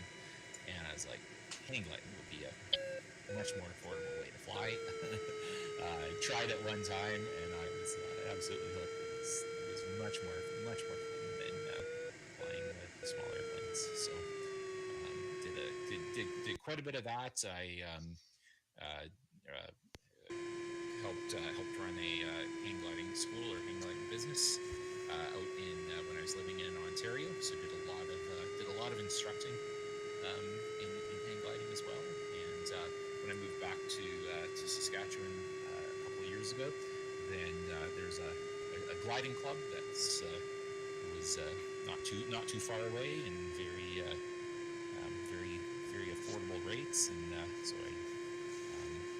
I started doing gliding a bit more as the maybe primary sport. Still do as much hang gliding as I can, but now gliding is kind of the primary hobby. Particularly, my interest in gliding is from the racing standpoint, because the racing is so there's just a lot. There's a lot to it. It's very technical, and it's very competitive. And so I'm really drawn to the racing side of gliding, and Condor is definitely a big part of that. Condor is what sort of exposed me to how racing works, how exacting and competitive, and how close it can be, and just how pure of a form of racing it is. So that's been sort of my interest in gliding. Is I love the competition and the racing side of things, and it's also nice, if you fly 500 kilometers and you get back to where you took off from. There's something there, not having like a 8-hour retrieve. that's also kind of nice. As is like eating in the cockpit, sitting back, relaxing. It's all good. Well, it's interesting what just happened here. Whiskey 22 managed to turn the third turn point, but Kilo Hotel wasn't quite high enough, and that's looking for a thermal to push the turn point. So so it looks like he has to ridge soar to try to top up. So staying high was a good strategy for Whiskey 22. Yeah, exactly. That's back to what I was saying. That kind of like being conservative, keeping your altitude, and then you're not maybe stuck in marginal lift, just trying to get enough altitude so you can make your turn points. So you don't get stuck in a bad position, and if you were fast and everything was going well, and then all of a sudden you're in slow mode, just bleeding off your speed, trying to gain a little bit of height so you can make the pass or so you can make your turn point. I guess they put the turn point just behind this ridge, so you could go around the back of it, but then you probably hit a whole bunch of sinks. So I think Kilo Hotel decided that he wanted to stay high on the good side of the ridge where it's going up instead of the down side and the back side. Yeah, Still struggling to get there. Yeah, I think he would have been able to sneak around the backside, but as you said, it could also be in a lot of bad air for a period of time with that. So it looks like some of these other, looks like a lot of the other guys have factored in they're watching the DDH and the altitude on on the turn point, and they're deciding to top up so that they can clip it. One of the things they have to factor in too, which is actually, this one's interesting here. So you see the turn point. Often the turn point is going to be right at the peak of the ridge, or right at the top of the knob of the mountain. And then you can sort of like, oh well, if it's right at the top, I could go down, maybe even several hundred meters lower, depending on the width of the turn point, and still get it. Whereas this one's a little sneaky. That the turn point is down the backside of the mountain, so the reading of their DDH is there's not going to be near as much extra margin to work with, particularly if they're wanting to hit it on the front side and not get into the lee side. So it's an interesting placement that requires is maybe a little less forgiving, requires a little bit more planning. And as you can see, a lot of the pilots here are like, you better stop up in a thermal so that we can make it. Yeah, it's like Kilo Hotel did have to go to the backside of the mountain there a little bit, not the full back, but it's the side to turn it. He's finally turned it and started heading on course. He's back on his way, and a bunch of pilots there in a thermal, making sure they have enough height to hit that turn point. Nice. Kilo Hotel's gonna go join that thermal as well. Well, now Kilo Hotel's leg is basically going fairly directly into the wind, so he's maybe not benefit from ridge quite as much on the way back. Although I guess through the valley a bit, they'll be using some ridge, I think, to get to the fourth turn point.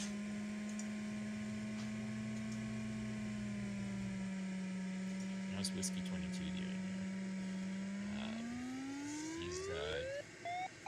Looks like he's made the turn point and is headed back to the fourth turn point. I don't know if you're able to pull up. We'll take a look at what our average speeds are for our competitors here. Let's see how everyone's faring.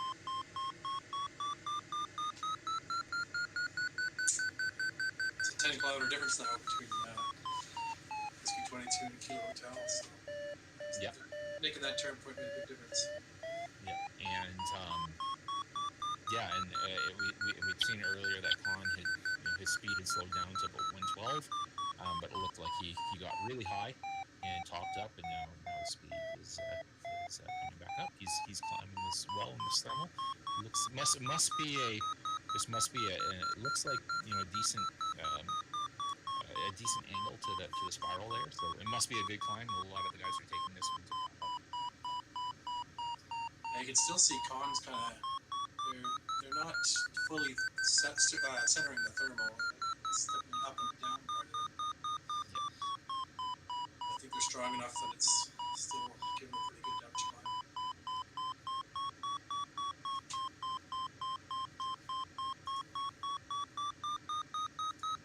And if we look further down the list here, it looks like there's some decent speeds from some of the guys coming from behind. KL is doing 136, KMI is doing 131. ZBY he's got a good time. So it'll be interesting as they start crossing the finish line to see if the times are going to be increasing from the back runners here, or for example, W22 if he's really on a flyer and being out front and not having anyone to mark his thermals is working out okay for him.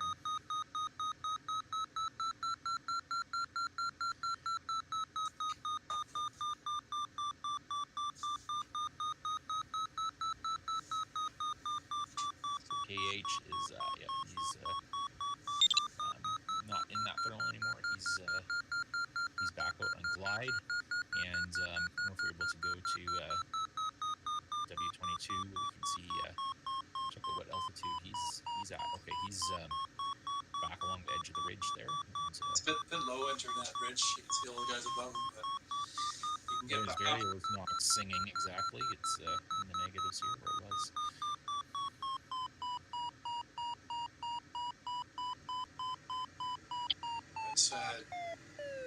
But someone got an advantage of getting all the people who start behind him. He's getting as markers for lift as well.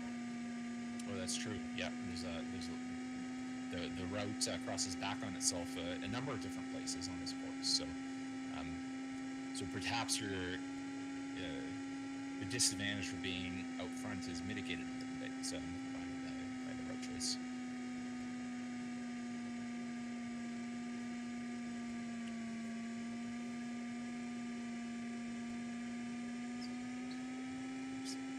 Okay, so now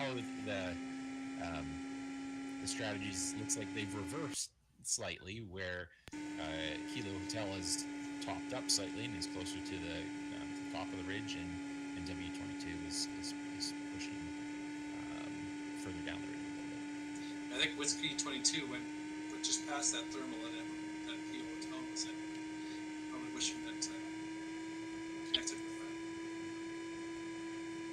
Are you able to see the average speed for SOL, Chris? I'm curious what his speed's at. It looks like he was at good altitude there as he's coming north on the ridge. So well, it's showing 135. Okay, so he has a nice speed as well. Is there anyone else that stands out as having pretty good average speeds? Yeah, I say Whiskey Romeo uniform is it's flying Duodiscus and average speed is still higher. Well, it's still early on course, so only half an hour in where these guys are well into an hour. Yeah. Yeah, and it'd be looks like almost everyone is needing to top up in a thermal before they reach the turn point. So if that was a particularly good thermal, how long is it going to last for? Or is there going to be anyone that gets potentially stuck having to scratch the ridge to get their altitude, or dive down the backside to get the turn point low and lose a lot of extra energy from that? It still looks like there's quite a gaggle that's there, but okay, it looks like AM just bumped the thermal there. Yeah, and then there's a decent sized gaggle here that's topping up before the turn point. This must be one of the bigger gaggles that started a little bit later in the race. There's quite a few guys that are set up here. Take a quick look at the map view and see where it is relative to each other. So you can see most of them.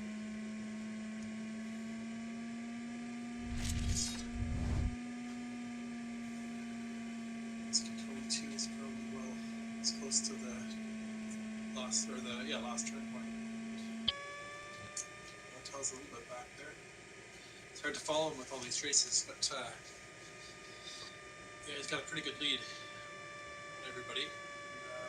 The next kind of gaggle is starting Keep Hotels.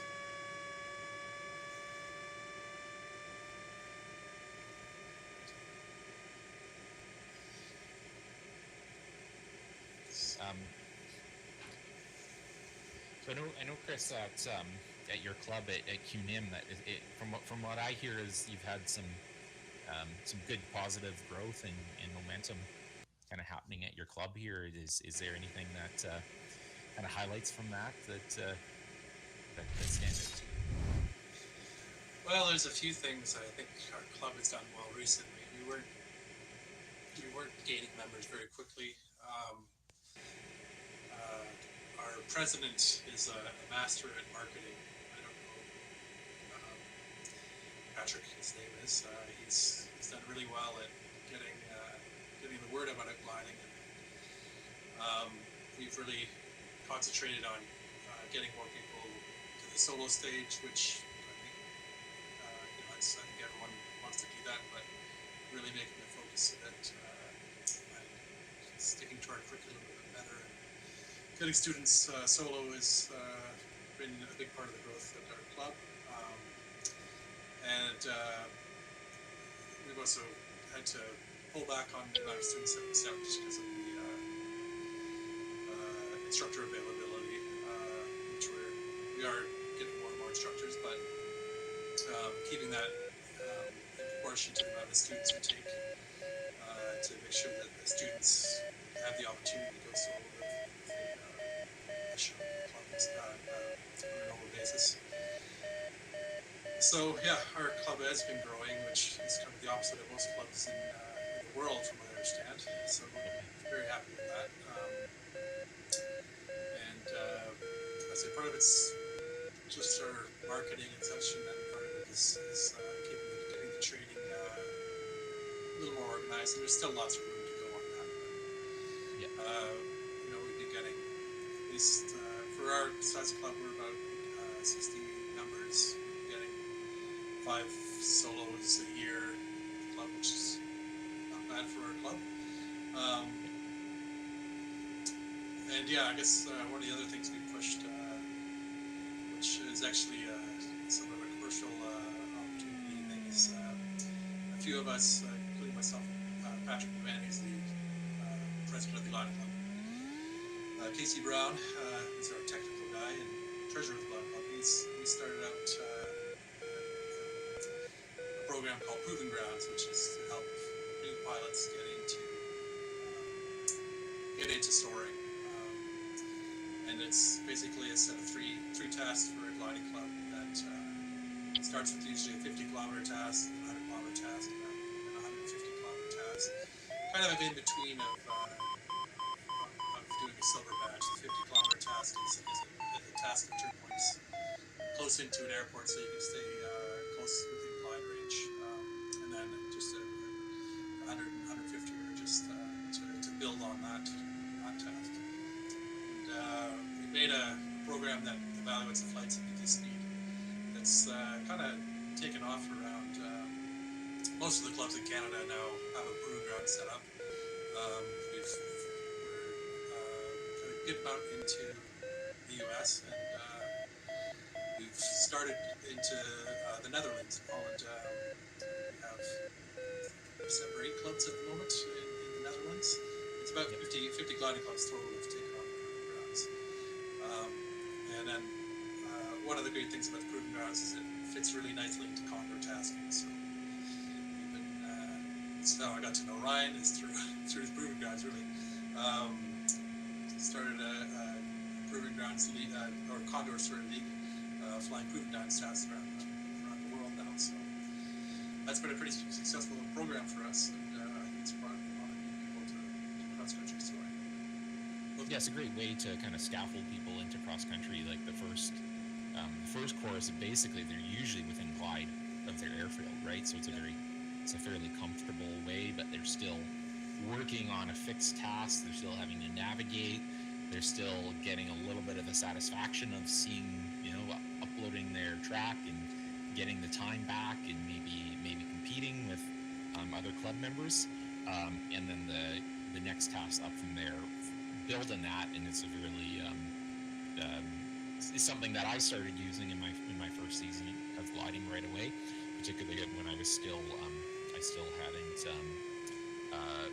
hadn't finished the number of flights that I needed for my license, so I wasn't allowed to go full cross country. I wasn't allowed to be like out of range, but I could just do laps of the proving ground of the small course and see what kind of time I could get on it. So it seemed to be a really user-friendly, easy way to cultivate some practical steps towards cross country. So yeah, it seemed to work great, and yeah, and the complimentary online competition in the winter has been I think really successful in bringing together, like, especially a lot of there's a lot of Canadian pilots on there, and it's a great way to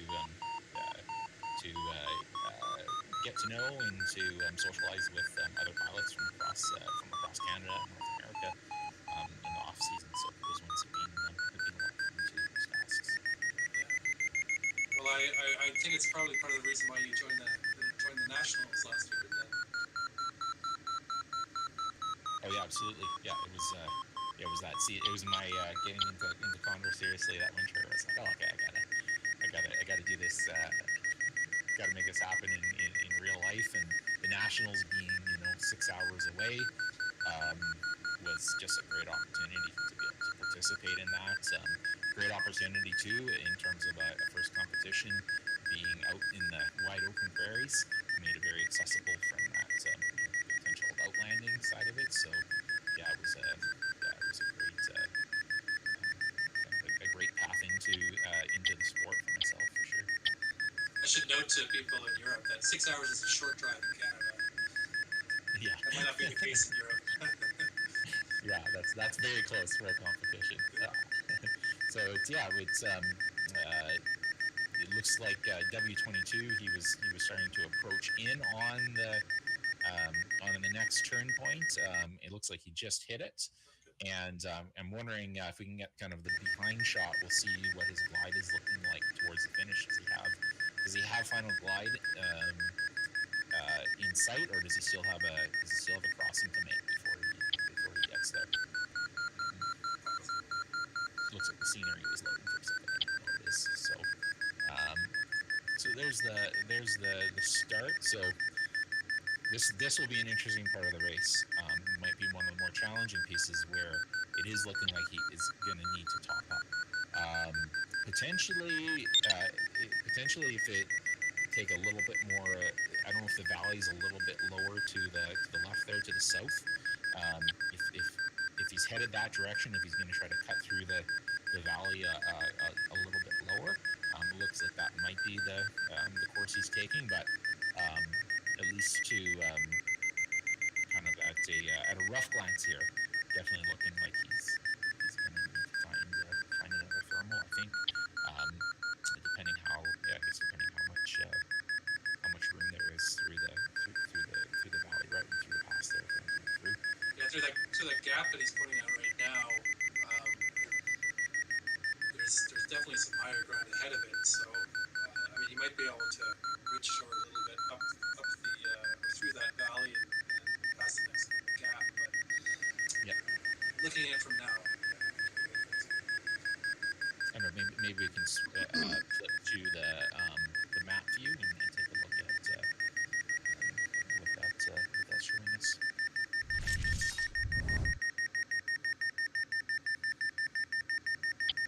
I guess you can see a lot of pilots went through that.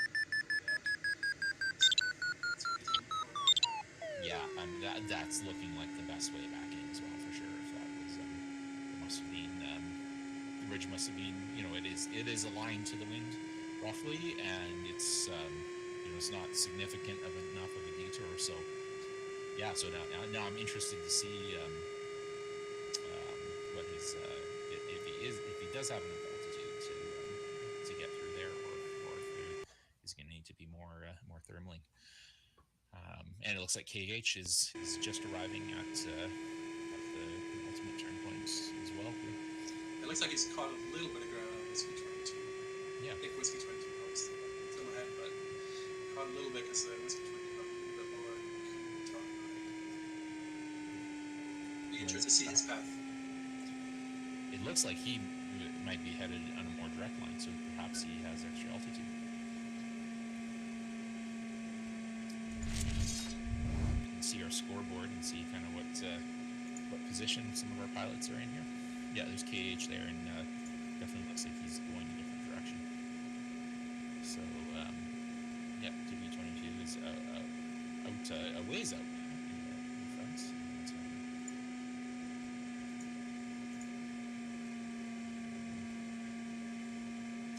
yeah, what are our times looking like in terms of average speed? So take a look at that. I'm not sure if there's any of the later starters, if their times have slowed down with that thermaling they were needed to do before the fourth turn point. Okay, so KH is he's elected to fly along this ridge for a while before he does the crossing. It's a bit low. I just took a look because it's Okay. 6,500 feet. Okay. Where Whiskey 22 is still a 7. So Okay, he's hoping to find a thermal along the ridge.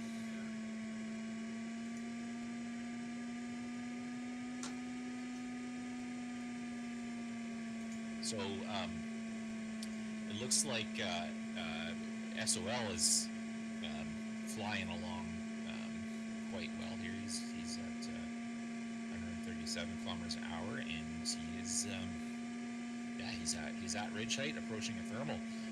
So it seems like he's in quite good position so far, from what I can see on at least the top 20 score sheet, and he's come up to 13th place from what looked like about a mid-pack start. So he seems to be making quite good time. not sure exactly how far he is from the last turn point, but might be the best. Yeah, if we can get a sense of the turn point into perspective. See where, Oh, you can see.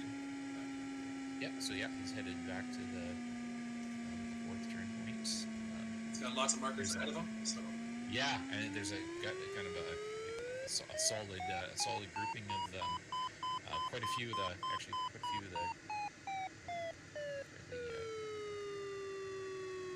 high-ranked pilots are in this grouping here.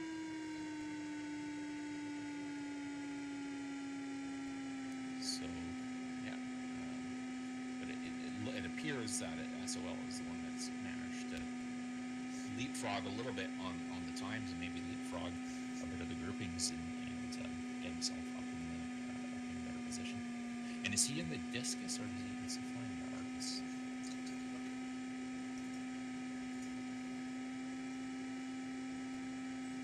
yeah, the SOL is going to do a discus, so that's a very Okay, so he's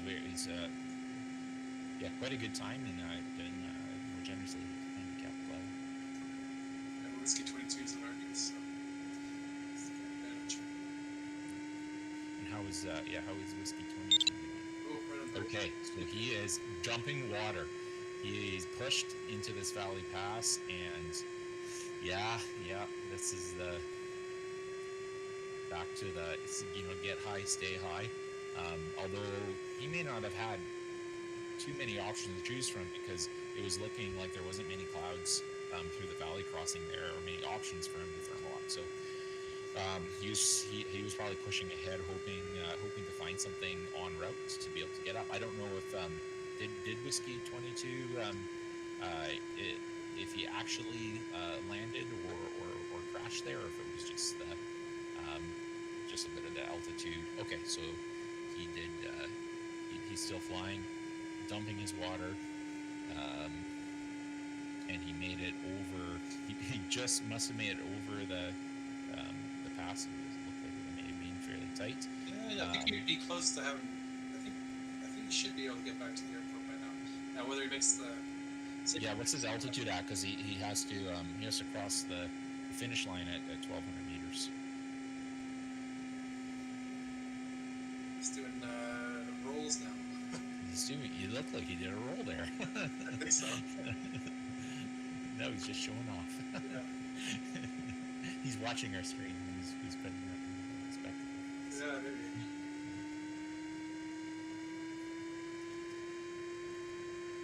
No, I'm curious if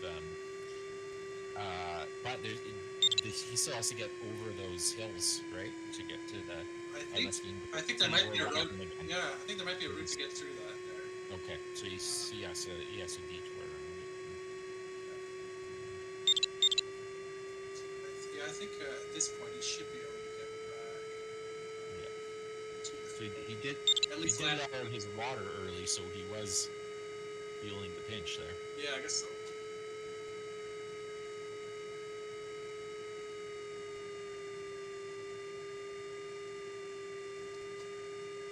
It looked like FF7 was looked like he was taking a similar route. And how's KH doing? Is he still scratching for altitude, or is he able to get back up?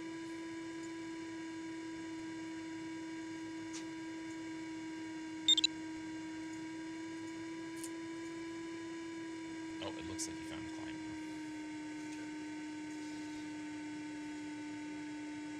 The disadvantage of here is that you're gonna have to climb quite a bit higher and make all Yeah. stops. So quite easy to squeak through that gap.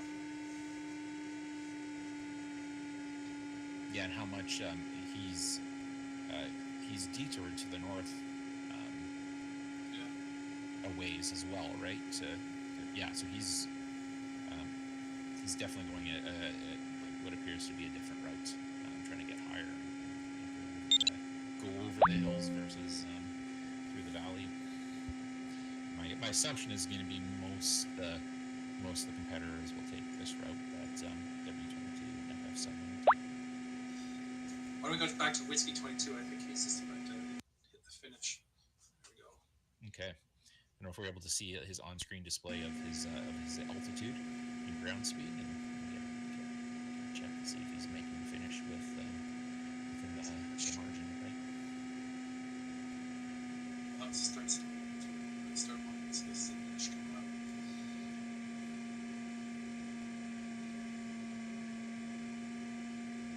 Let's see.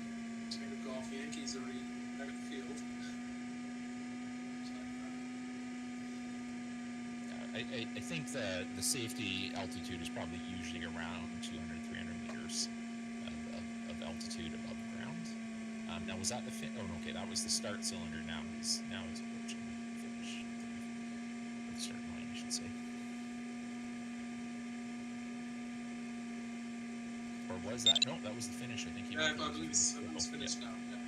Yeah. So what was his average time? Now that he's finished. Okay, so 1 hour 44 minutes. 34. It's 34. 141.7 kilometers an hour, Sean. Okay, nice.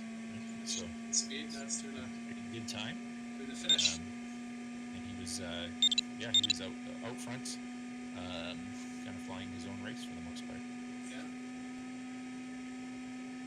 He made got the right choices, staying high going to that third turn point, and picked the right gap to go through the finish there. So. Okay, so this is going to be the interesting part coming in, because there is this crossing that that Whiskey 22 was letting his water out for, that they have to make it through this pass. So I'm curious, is FF7 is he going to struggle with this as well?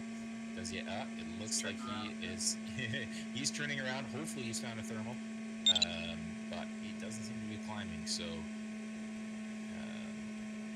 he is turning back, and he might have to be scratching along the ridge. Okay, who's coming in above him here? That's EJE. So it looks like EJE might have had looks like he has the altitude to make it from the perspective that I have here. So this will be interesting to watch this this final pass before the finish, and who's going to get who's going to struggle with it. This is part of what we were saying, Chris, about the pre-flight planning and the map work. This is where it can really pay off if you know what altitude that pass is and what you need for it, because the altitude that you need for the finish line, it might be saying you have final made, but there's that pass you got to get through, and knowing that can make quite a difference. There's actually the pilot that has made a lot of the helpful tools for for Condor, Katasa, Kataka, all those tools. He has just released, I think, a prototype of a map tool that gives like a lot of detail on your glide and your reachable areas, and I think that's going to be really helpful for scenarios like this where you're wondering if you're gonna make the crossing or not. I think that's going to be a great tool for map tests. So okay, this is good. Alpha Mike has made the pass. That's SK or 3K or 8K. 8K. His wing was in the way there. He's made the pass, so there's a bunch of guys jumping through there. So it'll be interesting to keep an eye on that.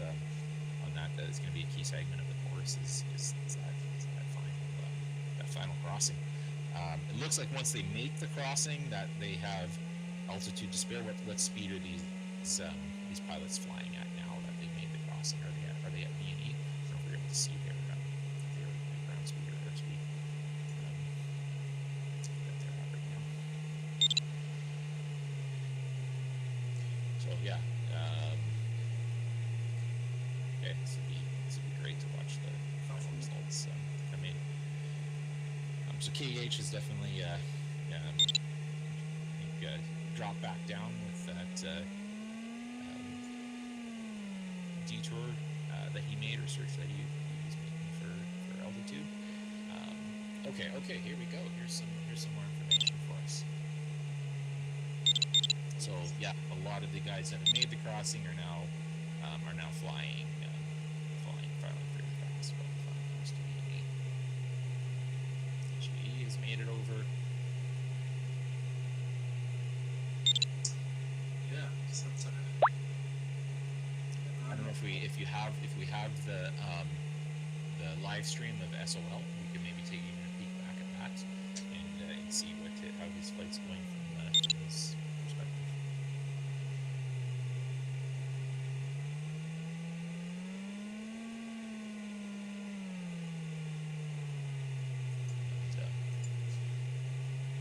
Or if we have the map view, we can see how many people are approaching that crossing. Who's getting stuck there?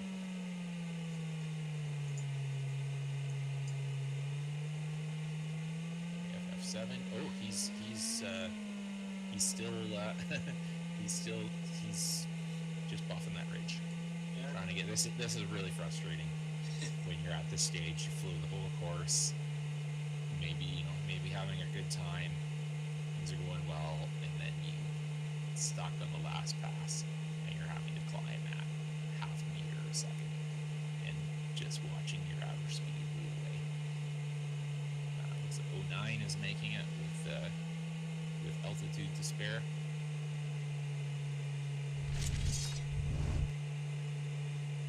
Okay, so we can see the guys coming in here. You see most of them went south, of course, I guess, to Yeah, make that. we can left. switch it to rain view. We'll see a sense of the route options that they've taken. Yeah, so yeah, I mean it's a mix here actually. Most people have gone. It looks like KH did revert to this direction as well. They're taking the crossing here, but looks like there's a number of pilots that are going in another direction. Looks like PJ is diverted to the south. It's definitely a higher crossing if he can do straight versus heading to the south there. But looks like PM6 is going to try to make it over the top. Yeah, most of them are going around the Swansea there. Yep. Good hiking spot. That's another paragliding, hang gliding site. Actually, Yeah, there's a launch off the top there somewhere. one of the events, I don't know if they still have it in the summers, but there used to be a splashdown event in the lake in Invermere. So pilots would take off from Mount Swansea and go land in the lake. not glider pilots, I should say. It's hang gliding, pilots. Yeah, what are the big grouping passing through there now. yeah. One of the interesting parts about this area is the lake has a long skating around there. Yeah, Yeah, ice interesting. skates. Along with a nice ski mountain to the west, and of course, great for boating in the summer. Yeah, and there's more pilots getting stuck in ridge purgatory Yeah, here. they're all hoping for something, thermal or something. Yeah. So, always Yeah. really important to have that height crossing the range there.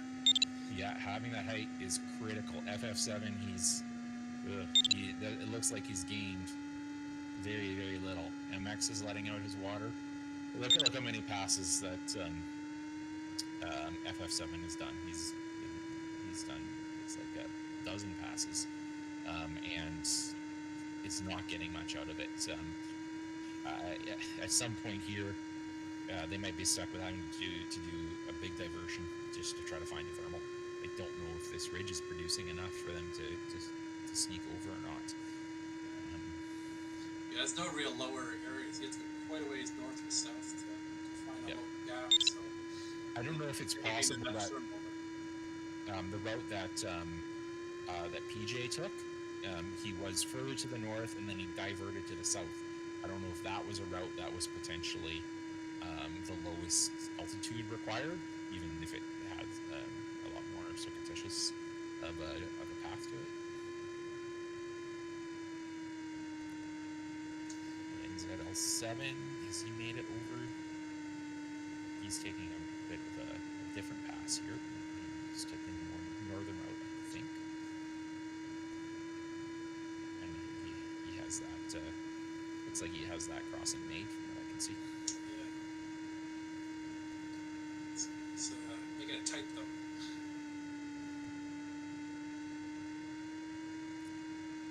And yeah, I'm curious if we can see some of the finishers coming in. What times they're averaging as they're getting close to the line here.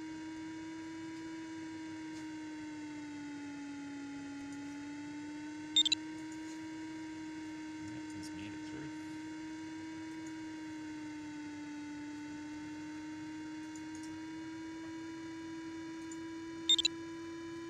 AM is finished. What's some of our average times that they're hitting so far? I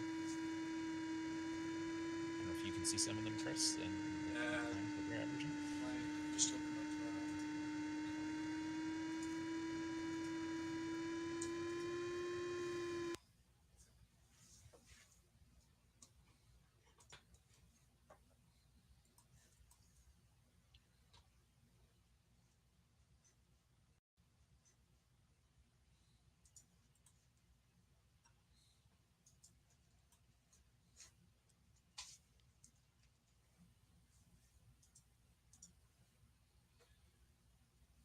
Yeah, I guess SOL I assume is still on course. I'm curious to see how his speed is holding up. It's holding up well. Oh, sorry, I don't have it right now, but I'm curious to see that. Yeah, he seems to be having a good time going on there. Just pulling stuff up. Okay, yeah, showing 09 is got 149 kilometers an hour over the top of Scotia with Marcus. SB22 is 141 and is actually pushed down to 5th place. Mike Yankee Romeo. This is Zulu Bravo Yankee Americas is pushing speeds in 140s, so just look up SOL.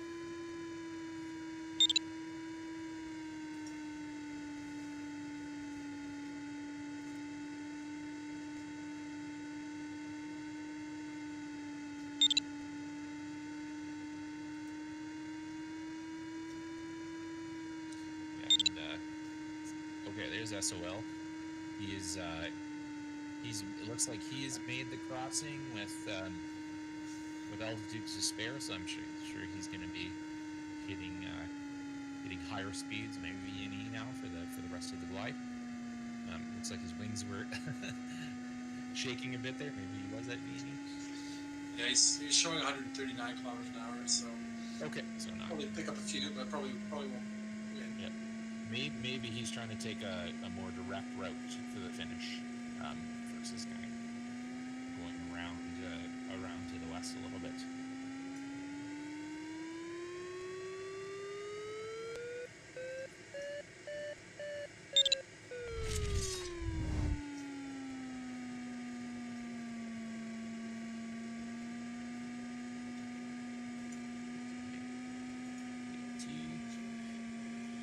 Has made it through. Curious how many pilots we have stuck in no man's land there.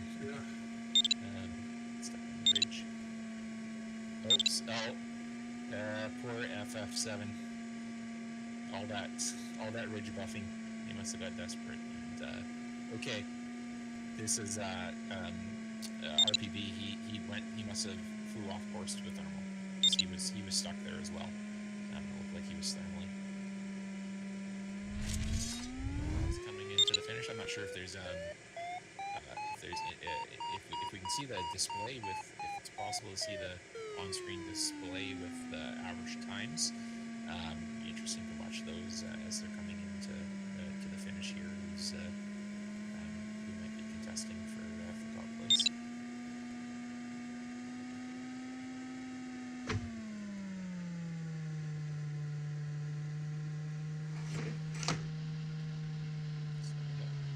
More and more pilots are arriving, yeah, PLT just finishes a fairly large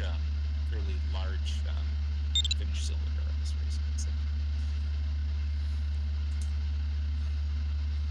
And I guess there is a minimum safety height on that, so it's 1,200 meters, so it's at 3,600 feet-ish. So it's probably 800-ish feet above the ground. How much above the ground do you think it is? I think it's about 800 feet-ish. Yeah, that's usually about what it is, I think, in the tasks that they put together.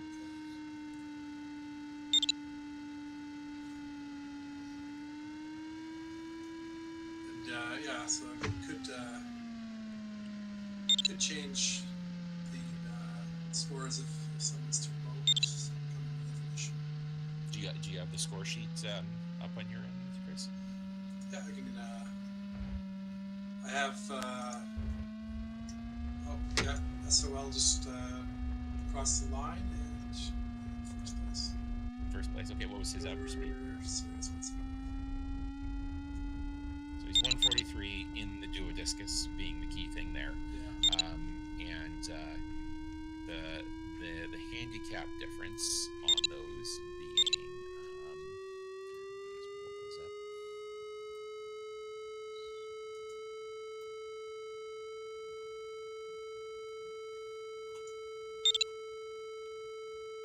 Yeah, so the handicap for the Arcus is 103.4, and the duodiscus is 100.4. That seems like a fairly generous handicap. That's not that much more of a handicap than what the LaBelle gets in this game. That seems not too bad.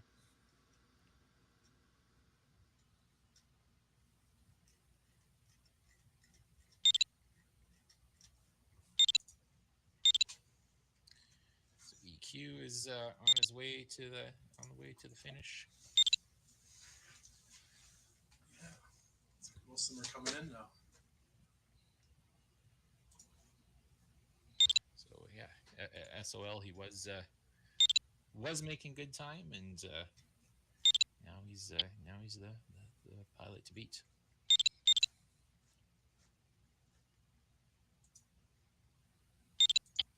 If I think maybe some of the extra spectator mode tools are potentially not working, but if we can get a score sheet up on the screen, that'd be great to watch those come in.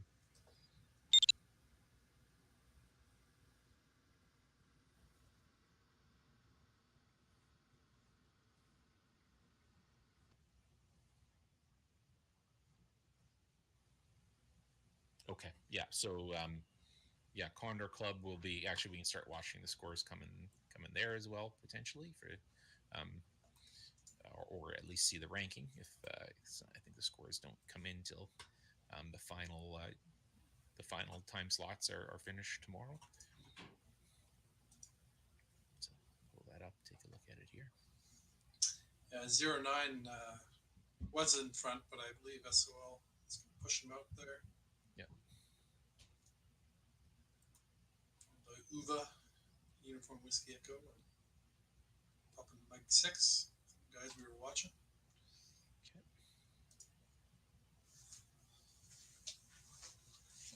Okay, there we go. There we can see some speeds. That's great. Okay, so yeah, it looks like some nice speeds at the top end, and the probably fairly close on the points from what I can see. If it's 143 versus 149 with the handicap, that's going to be pretty close together. Okay, and it looks like Con was able to make up a fair bit of time during the course there. I think Con is flying the duo as well, which helps. Yep. Yeah, flying the duo. Yeah, here. Yeah, points 09 is showing, or Oscar 9 is showing 981 points to SOL's 1,000 points. So yep, okay, pretty close. So what's fairly close, fairly close on the finish there. I guess we had the answer that no one used wave, although it seemed like there might have been some wave out there. I think it can be hard to find when the wave is minor. Yeah, we do see a little bit of the thin 2-dimensional condor lenticulars, but yeah, it wasn't a factor in this race. It was a lot of ridge and a fair bit of thermal as well.